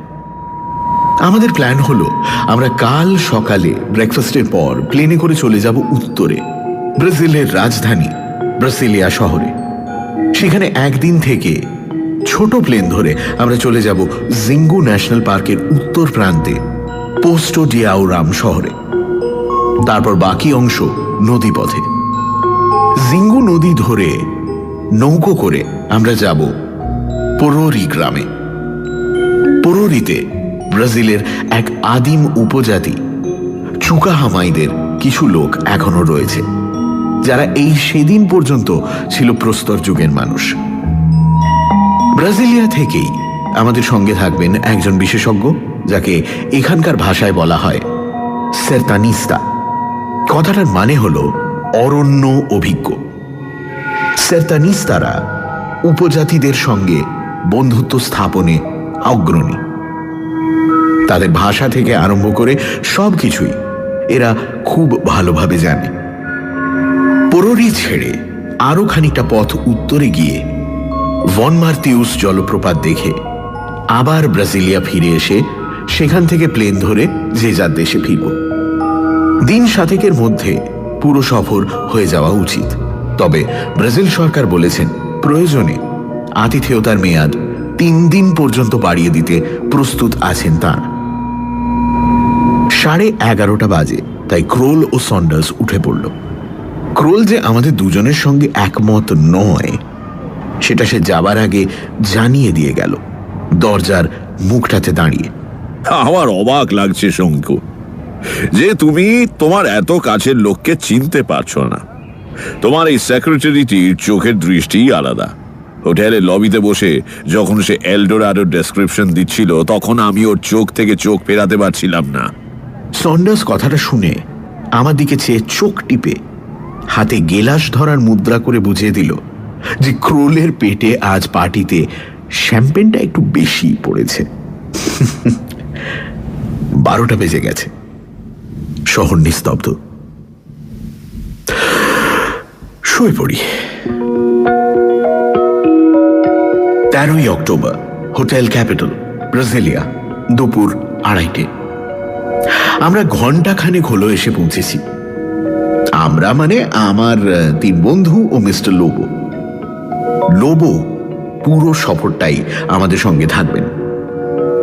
আমি অন্তত এক মুহূর্তের জন্যেও সৌজন্যের কোনো অভাব লক্ষ্য করিনি ভদ্রলোকের ব্যবহারে। এখানে নকুরবাবুর কথাটা স্বভাবতই এসে পড়ে, যদিও কোনো প্রসঙ্গের দরকার ছিল না। সোজা বাংলায় বলতে গেলে ভদ্রলোক আমাকে লেঙ্গি মেরেছেন, এবং সেটা যে টাকার লোভেও, সে বিষয়ে আমি নিঃসন্দেহ। আজ সাও পাওলোতে আমার রুম বয় সকালের কফির সঙ্গে একটা চিঠি এনে দিল। বাংলা চিঠি, আর হস্তাক্ষর আমার চেনা। আগেরটার তুলনায় বলতেই হয় এটার ভাষা অপেক্ষাকৃত সহজ। এই হলো চিঠি। প্রিয় তিলুবাবু, অধমের অপরাধ লইবেন না। নগদ $5,000 লোভ সম্বরণ করা সম্ভবপর হইল না। আমার পিতামহী আজ 4 বৎসর যাবৎ এক দুরারোগ্য ব্যাধিতে শয্যাশায়ী। আমি 8.5 বৎসর বয়সে আমার মাতৃদেবীকে হারাই। তখন হইতে আমি আমার পিতামহীর দ্বারাই লালিত। শুনিয়াছি এদেশে এই রোগের এক আশ্চর্য নূতন ঔষধ বাহির হইয়াছে। ওই ঔষধের মূল্য অনেক। ব্লুমগার্টেন সাহেবের বদান্যতায় এই মহার্ঘ ঔষধ কিনিয়া দেশে ফিরিবার সৌভাগ্য হইবে আমার। আজ সকালেই আমরা ব্লুমগার্টেন মহাশয়ের ব্যক্তিগত হেলিকপ্টার বিমানে রওনা হইতেছি। আমাদের লক্ষ্য সাও পাওলোর 350 মাইল উত্তর পশ্চিমে একটি অরণ্য অঞ্চল। এই অরণ্যের মধ্যেই এলডোরাডো অবস্থিত। আমার সাহায্য ব্যতীত ব্লুমগার্টেন মহোদয় কোনো ক্রমেই এলডোরাডো পৌঁছিতে পারিবেন না। তাহার প্রতি অনুকম্পা বশত আমি নির্দেশ দিতে সম্মত হয়েছি। আমার কার্য সমাধা হইলেই আমি আপনাদের সহিত মিলিত হইব। আপনাদের যাত্রাপথ আমার জানা আছে। ঈশ্বর আপনাদিগের মঙ্গল করুন। আমি যদি ঈশ্বরের কৃপায় আপনার কোনরূপ সাহায্য করিতে পারি, তবে নিজেকে কৃতার্থ জ্ঞান করিব। ইতি আপনার দাসানুদাস সেবক শ্রী নকুরচন্দ্র বিশ্বাস। হোটেলের রিসেপশনে খোঁজ নিয়ে জেনেছিলাম নকুরবাবু সত্যিই বেরিয়ে গেছেন ভোর 6টায়। জনৈক বিশাল বপু ভদ্রলোক তার সঙ্গে ছিলেন কি? Yes sir. আমার চেয়েও বেশি বিরক্ত হয়েছে সন্ডার্স, এবং সেটা শুধু নকুরবাবুর উপর নয়, আমার উপরেও। শোনো শঙ্কু, তোমার আমার মতো লোকের এই ভৌতিক অলৌকিক প্রেতলৌকিক ব্যাপারগুলো থেকে যত দূরে থাকা যায় ততই ভালো। ননসেন্স। ক্রোল কিন্তু ব্যাপারটা শুনে বেশ মুষড়ে পড়েছে, এবং সেটা অন্য কারণে। সে বলল, তোমার লোক যখন বলছে আমাদের আবার মিট করবে, তখন বোঝাই যাচ্ছে যে এলডোরাডো আমাদের গন্তব্যস্থল থেকে খুব বেশি দূরে নয়। সেক্ষেত্রে আমরাও যে কেন সেখানে যেতে পারি না সেটাই তো আমি বুঝতে পারছি না। আমি আর সন্ডার্স ক্রোলের এই অভিযোগ কানে তুললাম না। ব্রাজিলের রাজধানী হলেও সাও পাওলোর সঙ্গে কোনো তুলনা চলে না। আমরা হোটেলে পৌঁছানোর প্রায় সঙ্গে সঙ্গেই আমাদের দলে যে সেরতানিস্তা বা অরণ্য অভিজ্ঞ ভদ্রলোকটি যাবেন, নাম হাইটার, তার সঙ্গে আলাপ হলো। বয়স বেশি না হলেও চেহারায় একটা অভিজ্ঞতার ছাপ রয়েছে। তার উপর ঠান্ডা মেজাজ ও স্নিগ্ধ ব্যবহার দেখে মনে হলো উপজাতিদের সঙ্গে যোগ স্থাপনের জন্য ইনি আদর্শ ব্যক্তি। তাকে আজ ক্রোল জিজ্ঞেস করল এলডোরাডো সম্পর্কে তার কি ধারণা। প্রশ্ন শুনে ভদ্রলোক চোখ কপালে তুলে বললেন, আজকের দিনে আবার এলডোরাডোর প্রশ্ন তুলছেন কেন? সে তো কোন কালে মিথ্যে বলে প্রমাণ হয়ে গেছে। এলডোরাডো তো শহরই নয়, আসলে ওটা একজন ব্যক্তি। ডোরাডো কথাটা সোনার শহর বা সোনার মানুষ দুই বোঝায় পর্তুগিজ ভাষায়। সূর্যের প্রতীক হিসেবে কোনো এক বিশেষ ব্যক্তিকে পুরাকালে এখানকার অধিবাসীরা পুজো করত, আর তাকেই বলতো এলডোরাডো। চোখের পলকে একজন মানুষকে কখনো এমন হতাশ হতে দেখিনি যেমন দেখলাম উইলহেলম ক্রোলকে। কাল সকালে আমাদের আবার যাত্রা শুরু। নকুরবাবু অন্যায় কাজ করেছেন সেটা ঠিকই, কিন্তু তার জন্য আমি যে বেশ খানিকটা দায়ী সেটাও ভুলতে পারছি না। আমিই তো প্রথম তাকে আমার সঙ্গে নিয়ে আসার প্রস্তাবটা করি।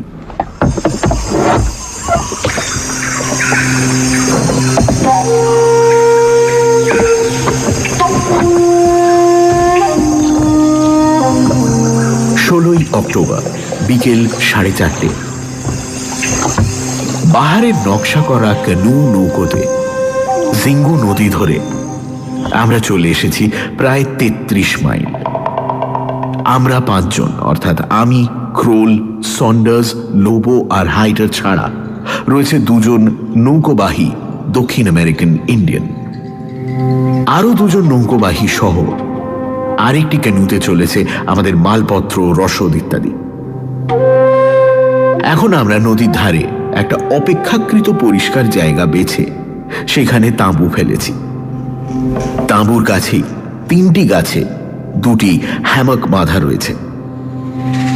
সন্ডার্স ও ক্রোল তার একটি দখল করে তাতে শুয়ে তর্ক জুড়ে দিয়েছে ব্রাজিলের বিখ্যাত অ্যানাকন্ডা সাপ নিয়ে। সে তো আমি বুঝলাম জার্মান পণ্ডিত, কিন্তু অ্যানাকন্ডা দেখা কি সহজ ব্যাপার? ব্রাজিলের এত বড় জঙ্গল, তার মধ্যে আমরা এখন কোথায় আছি, সেইখানে অ্যানাকন্ডা কি করে আসবে? You have to find an anaconda is there. আমি নিজে। না, তুমি দুম করে একটা কথা বললেই তো হয় না। কি আশ্চর্য, মানে তুমি বলবে আর দুম করে এখানে অ্যানাকন্ডা সাপ এসে হাজির হবে? আরে আশ্চর্য। এই অ্যানাকন্ডা যে সময় সময় বিশাল আকার ধারণ করে সেটা অনেক পর্যটকের বিবরণ থেকেই জানা যায়। ক্রোলের মতে 30 হাত পর্যন্ত লম্বা হওয়া কিছুই আশ্চর্য নয়। সন্ডার্স সেটা বিশ্বাস করতে রাজি নয়। এখানে বলে রাখি যে আমাদের 3 জনের কেউই চিড়িয়াখানার বাইরে অ্যানাকন্ডা দেখিনি। এই যাত্রায় আমাদের ভাগ্যে অ্যানাকন্ডা সাক্ষাৎ পাওয়া আছে কি না জানি না। না থাকলেও আমার অন্তত তাতে আফসোস নেই। লতা গুল্ম, ফলমূল, কীট পতঙ্গ, পশু পাখিতে ভরা ব্রাজিলের জঙ্গলের যে রূপ আমি এখনো পর্যন্ত দেখেছি তার কোনো তুলনা নেই। বন গভীর ও অন্ধকার হলেও তাতে রঙের অভাব নেই। প্রায় চোখে পড়ে ল্যান্টানা ফুলের ঝোপ, হরেক রঙের প্রজাপতি আর চোখ ঝলসানো সব কাকাতুয়া শ্রেণীর প্রাণী। নৌকো চলার সময় জলে হাত দেওয়া বারণ, কারণ নদীতে রাক্ষসে পিরানা মাছের ছড়াছড়ি। কালী নদীর ধারে একটা কেইম্যান কুমিরের মৃতদেহ পড়ে থাকতে দেখলাম। তার মাথার দিকের খানিকটা অংশ ছাড়া আর কোথাওই মাংস নেই, শুধু হাড়। মাংস গেছে পিরানার পেটে। ব্রাজিলের অনেক অংশেই বহুদিন পর্যন্ত বাইরের মানুষের পা পড়েনি। গত বছর দশেকের মধ্যে বেশ কিছু জঙ্গল কেটে চাষের জমি বাড়ানো হয়েছে। সেই সঙ্গে ব্রাজিল সরকারের হাইওয়ে বানানোর কাজও চলেছে, জঙ্গল কেটে আর ডায়নামাইটের সাহায্যে পাহাড় উড়িয়ে। আমরা আসার পথেও বেশ কয়েকবার ডায়নামাইটের বিস্ফোরণ বা ব্লাস্টিং এর শব্দ পেয়েছি। কাল মাঝরাত্রে একটা গুরু গম্ভীর বিস্ফোরণের শব্দ শুনে আমাদের ক্যাম্পের সকলেরই ঘুম ভেঙে যায়। শব্দ তরঙ্গের চাপ এত প্রবল ছিল যে ক্রোলের বিয়ার গ্লাসটা তার ফলে ফেটে চৌচির হয়ে গেল। আমার কেমন যেন সন্দেহ হচ্ছিল, তাই আজ সকালে হাইটারকে জিজ্ঞেস করলাম কাছাকাছি কোথাও আগ্নেয়গিরি আছে কিনা। হাইটার মুখে কিছু না বলে কেবল গম্ভীর মুখে মাথা নাড়ল।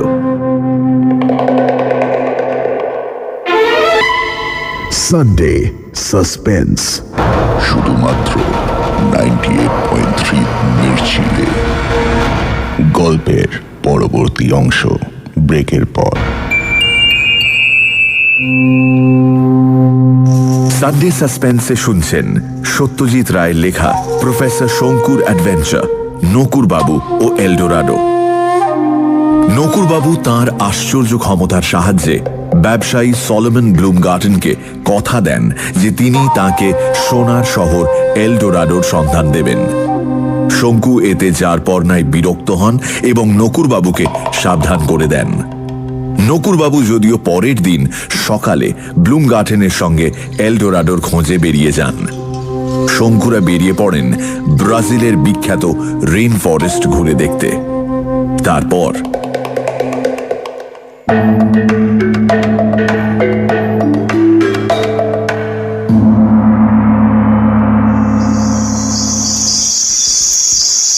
সতেরোই অক্টোবর ভোর 6টা। কাল রাত্রে এক বিচিত্র ঘটনা।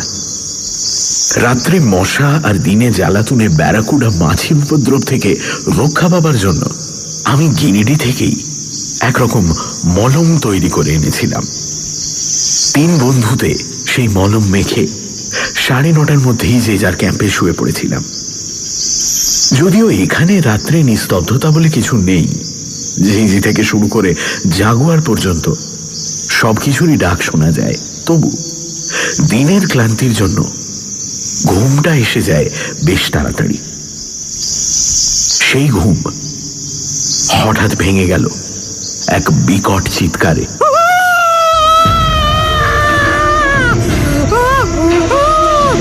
আমিও সন্ডার্স হন্তদন্ত হয়ে আমাদের তাঁবু থেকে বেরিয়ে এসে দেখি ক্রোলও তার তাঁবু থেকে বেরিয়ে এসেছে এবং তৃতীয় তাঁবু থেকে হাইটার।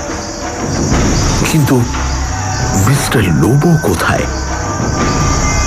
ক্রোল টর্চটা জ্বালিয়ে এদিক ওদিক ফেলতেই দেখা গেল ভদ্রলোককে মুখ বিকৃত করে 20 হাত দূরে একটা ঝোপের পাশ থেকে খোঁড়াতে খোঁড়াতে এগিয়ে আসছেন আমাদের দিকে। আর সেই সঙ্গে পর্তুগিজ ভাষায় পরিত্রাহী ডেকে চলেছেন ভগবান যিশুকে।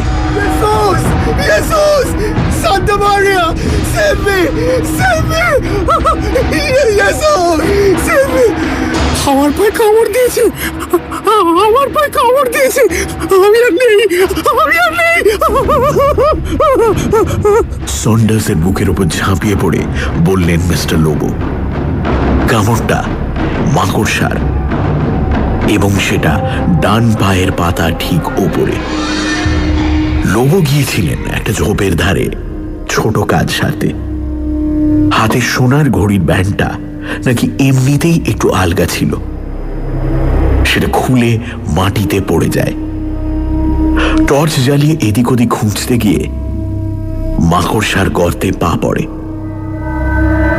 কামড়ে বিষ আছে ঠিকই, তবে মারাত্মক নয়। কিন্তু লোবোর ভাব দেখে সেটা বোঝে কার সাধ্যি। ওষুধ ছিল আমার সঙ্গে, সেটা সন্ডার্সের টর্চের আলোতে লাগিয়ে দিচ্ছি ক্ষতের জায়গায়। এমন সময় লোবোর মুখের দিকে চোখ পড়তে একটা অদ্ভুত ভাব লক্ষ্য করলাম। তাতে আতঙ্ক ও অনুশোচনার একটা বিচিত্র সংমিশ্রণ। তার দৃষ্টি আমারই দিকে। কি হয়েছে তোমার? আমি জিজ্ঞেস করলাম। আমি আমি আমি পাপ করেছি, আমায় আমায় ক্ষমা করো। কাতর কণ্ঠে প্রায় কান্নার সুরে বলে উঠলেন মিস্টার লোবো। কি পাপের কথা বলছো তুমি? মিস্টার লোবো দুহাত দিয়ে আমার পা জড়িয়ে ধরলেন। তাঁর ঠোঁট কাঁপছে, চোখে জল। সন্ডার্স ও ক্রোল বিস্ফারিত চোখে চেয়ে রয়েছে তাঁর দিকে। সেদিন রাত্রে প্রহরীকে ঘুষ দিয়ে প্রদর্শনীতে ঢুকে আমি তোমার গবেষণা নোটসের খাতা বের করে নিয়েছিলাম। তারপর রীতিমতো কষ্ট হচ্ছে কথা বলতে, কিন্তু তাও বলার জন্য মরিয়া হয়ে উঠেছে লোকটা। তারপর সেগুলোকে জেরক্স করে আমার যথাস্থানে রেখে দিই। তারপর তারপর তারপর কপিগুলো মিস্টার ব্লুমগার্টেনকে দিয়ে দিই। তিনি আমার টাকা, অনেক টাকা। ঠিক আছে, আর বলতে হবে না। কথাটা বলে অনেক হালকা লাগছে, অনেকটা। এবার I can die in peace. নিশ্চিন্তে মরতে পারবো। মিস্টার লোবো, আপনি মরবেন না, শুকনো গলায় বলল সন্ডার্স। এই মাকড়সার কামড়ে ঘা হয়, মৃত্যু হয় না। মিস্টার লোবোর ঘা আমার ওষুধের শুকোবে ঠিকই, কিন্তু তিনি আমার যে ক্ষতিটা করলেন সেটা অপূরণীয়। শ্রীমান নকুড়চন্দ্র এক বর্ণ ভুল বলেননি। তার মানে কি এলডোরাডো সত্যি আছে?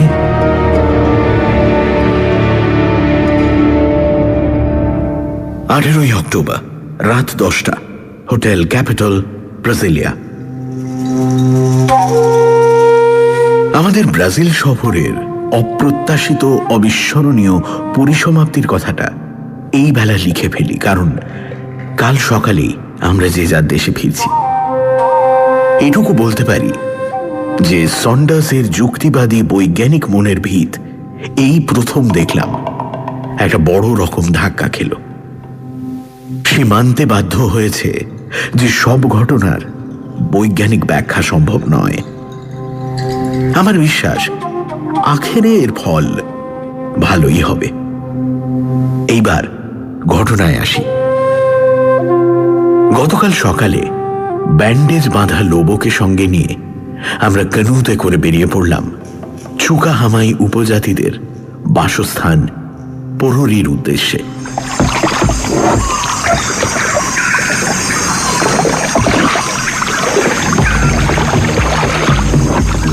আমাদের যেতে হবে 50 কিলোমিটার।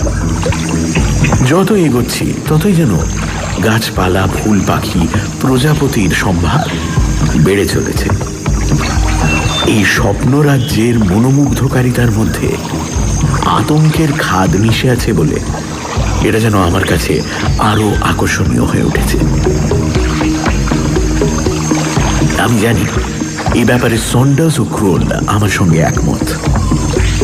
তারা যে খরস্রোতা নদীর উপকূলের দিকে সজাগ দৃষ্টি রেখেছে তার একটা কারণ বোধ হয় অ্যানাকন্ডা দর্শনের প্রত্যাশা।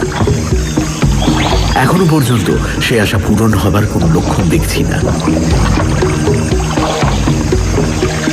মাইলখানেক যাবার পর আমাদের নৌকো থামাতে হলো।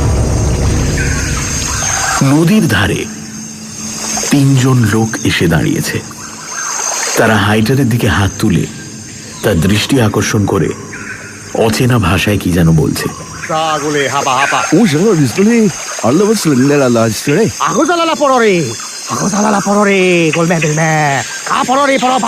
আমি জানি এখানকার উপজাতিদের মধ্যে গে নামে একটা ভাষা প্রচলিত আছে, যেটা হাইটার খুব ভালোভাবেই জানেন।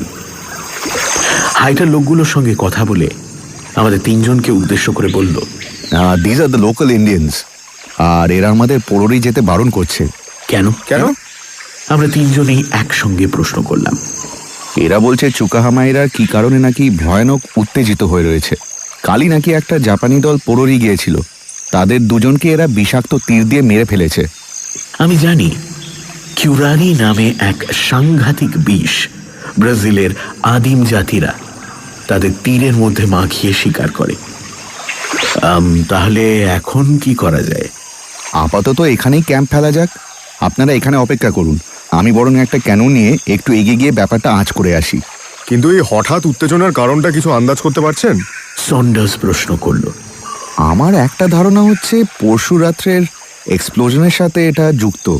বড় রকমের একটা প্রাকৃতিক দুর্যোগ হলে এরা এখনো সেটাকে দেবতার অভিশাপ বলে মনে করে বিচলিত হয়ে পড়ে। অগত্যা নামলাম আমরা ক্যানন থেকে। জায়গাটা যে ক্যাম্প ফেলার পক্ষে আদর্শ নয় সেটা বুঝতে পেরেছি। এখানে সাধারণত নদীর পাশে খানিকটা দূর অবধি জঙ্গল গভীর থাকে। ভেতরে কিছুটা অগ্রসর হলে দেখা যায় বন পাতলা হয়ে এসেছে। এই জায়গাটায় কিন্তু যত দূর অবধি দৃষ্টি যায় তাতে অরণ্যের ঘনত্ব হ্রাস পাবার কোনো লক্ষণ দেখা যায় না। নদীর 10-15 গজের মধ্যে একটা অপেক্ষাকৃত খোলা জায়গা পেয়ে আমরা সেখানেই বিশ্রামের আয়োজন করলাম।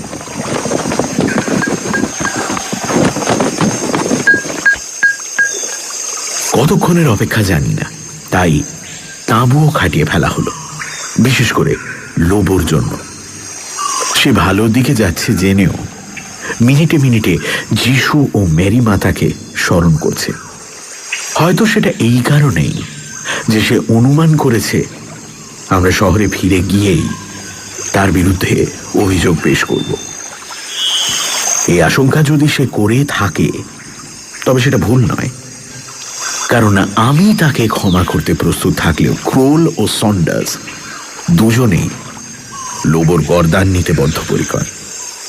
আর ব্লুমগার্টনকে পেলে তারা নাকি তার মাংস সেদ্ধ করে ব্রাজিলের নরমাংসভোগ উপজাতির সন্ধান করে তাদের নেমন্তন্ন করে খাওয়াবে। তাদের বিশ্বাস ব্লুমগার্টনের মাংসে অন্তত 12 জনের ভুরিভোজ হবে। আমরা 3 জনেই বেশ ক্লান্ত। পরপর 4টে বড় গাছের গুঁড়িতে 3টে হ্যামক টাঙিয়ে 3 জনে শুয়ে মৃদু দোল খাচ্ছি। কাছেই বনের ভেতর থেকে মাঝে মাঝে শুনতে পাচ্ছি চুরিয়াঙ্গি পাখির কর্কশ ডাক। এমন সময় সন্ডার্স হঠাৎ একটা গোঙানির মতো শব্দ করে উঠল।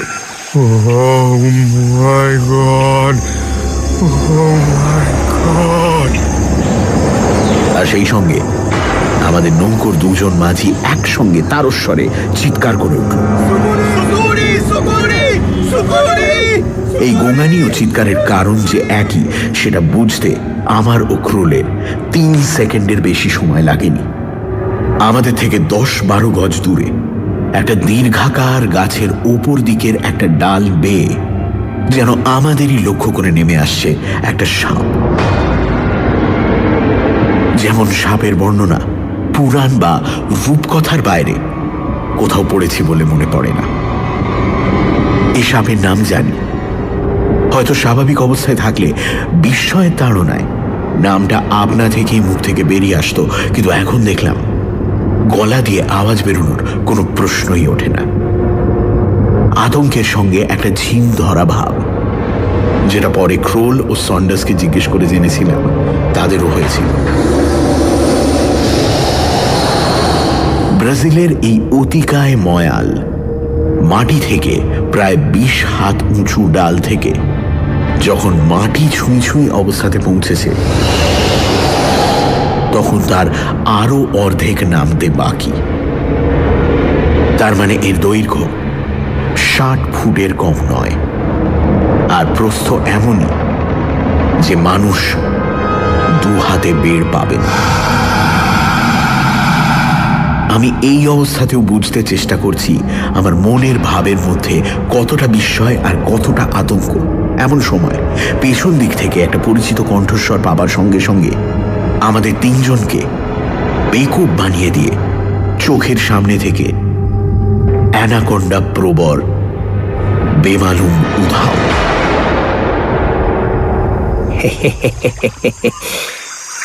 আপনাদের আশ মিটেছে তো?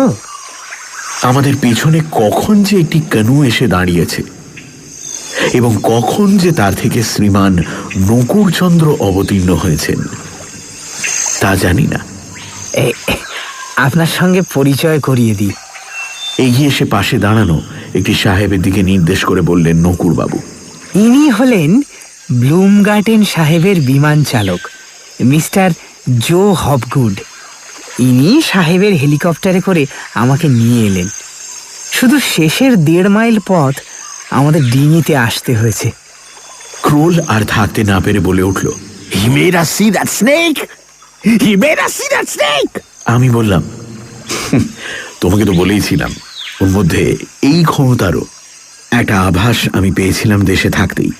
But this is incredible!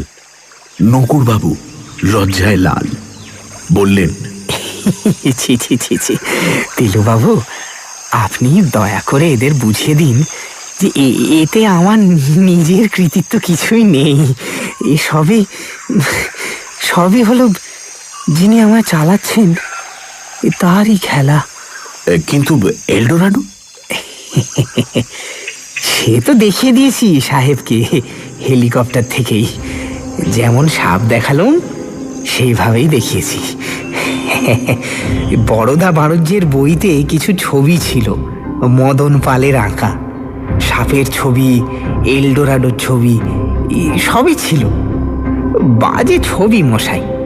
সোনার শহরের বাড়িগুলো দেখতে করেছে টোল খাওয়া টোপরের মতো, তাও সিধে নয়, একটু টেরচা।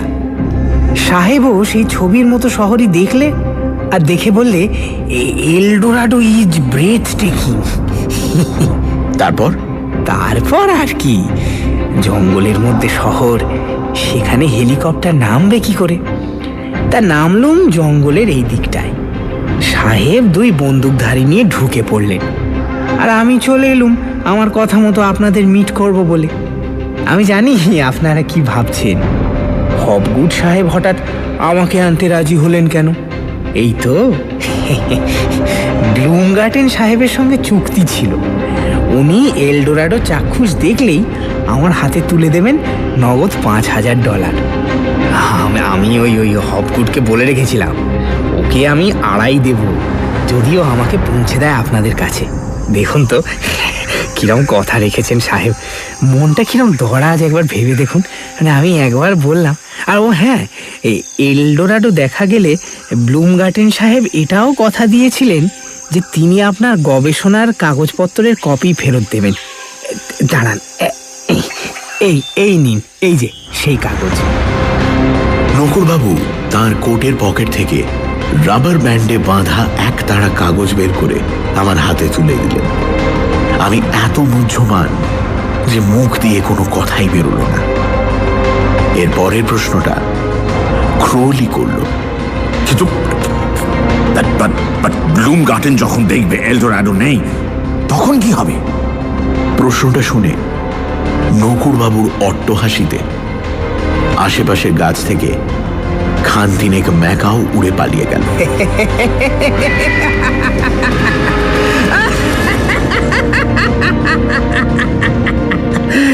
ব্লুম গার্ডেন কোথায়? তিলুবাবু, তিনি কি আর ইহজগতে আছেন? তিনি জঙ্গলে ঢোকেন বিকেল 5:30টায়। তার 6 ঘন্টা পরে রাত 11:33 এলডোরাডোয় উল্কাপাতের ফলে 3.5 মাইল জুড়ে একটি গোটা জঙ্গল একেবারে নিশ্চিহ্ন হয়ে গেছে। আসলে এই ঘটনাটাও আপনার আশীর্বাদে আমার আগে থেকেই জানা ছিল তিলুবাবু। আপনার মতো এমন একজন লোক যার সঙ্গ পেয়ে আজ আমি 300 টাকা দামের একটা বিলিতি ওষুধ কিনে নিয়ে যেতে পারছি আমার ঠাকুমার জন্য, তার শত্রুর কি আর শেষ রাখতে পারি আমি? হ্যাঁ তিলুবাবু।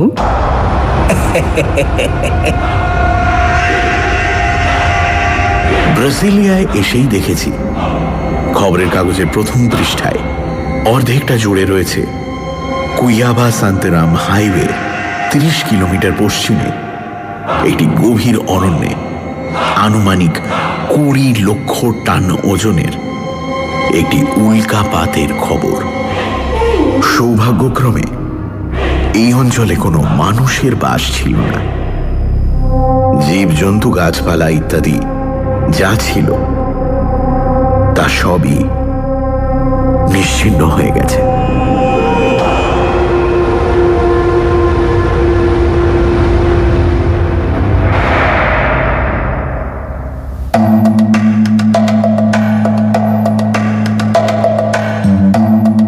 শুনছিলেন প্রফেসর শঙ্কুর অ্যাডভেঞ্চার, নকুর বাবু ও এলডোরাডো। রচনা সত্যজিৎ রায়। গল্প পাঠে ও প্রফেসর শঙ্কুর চরিত্রে দীপ।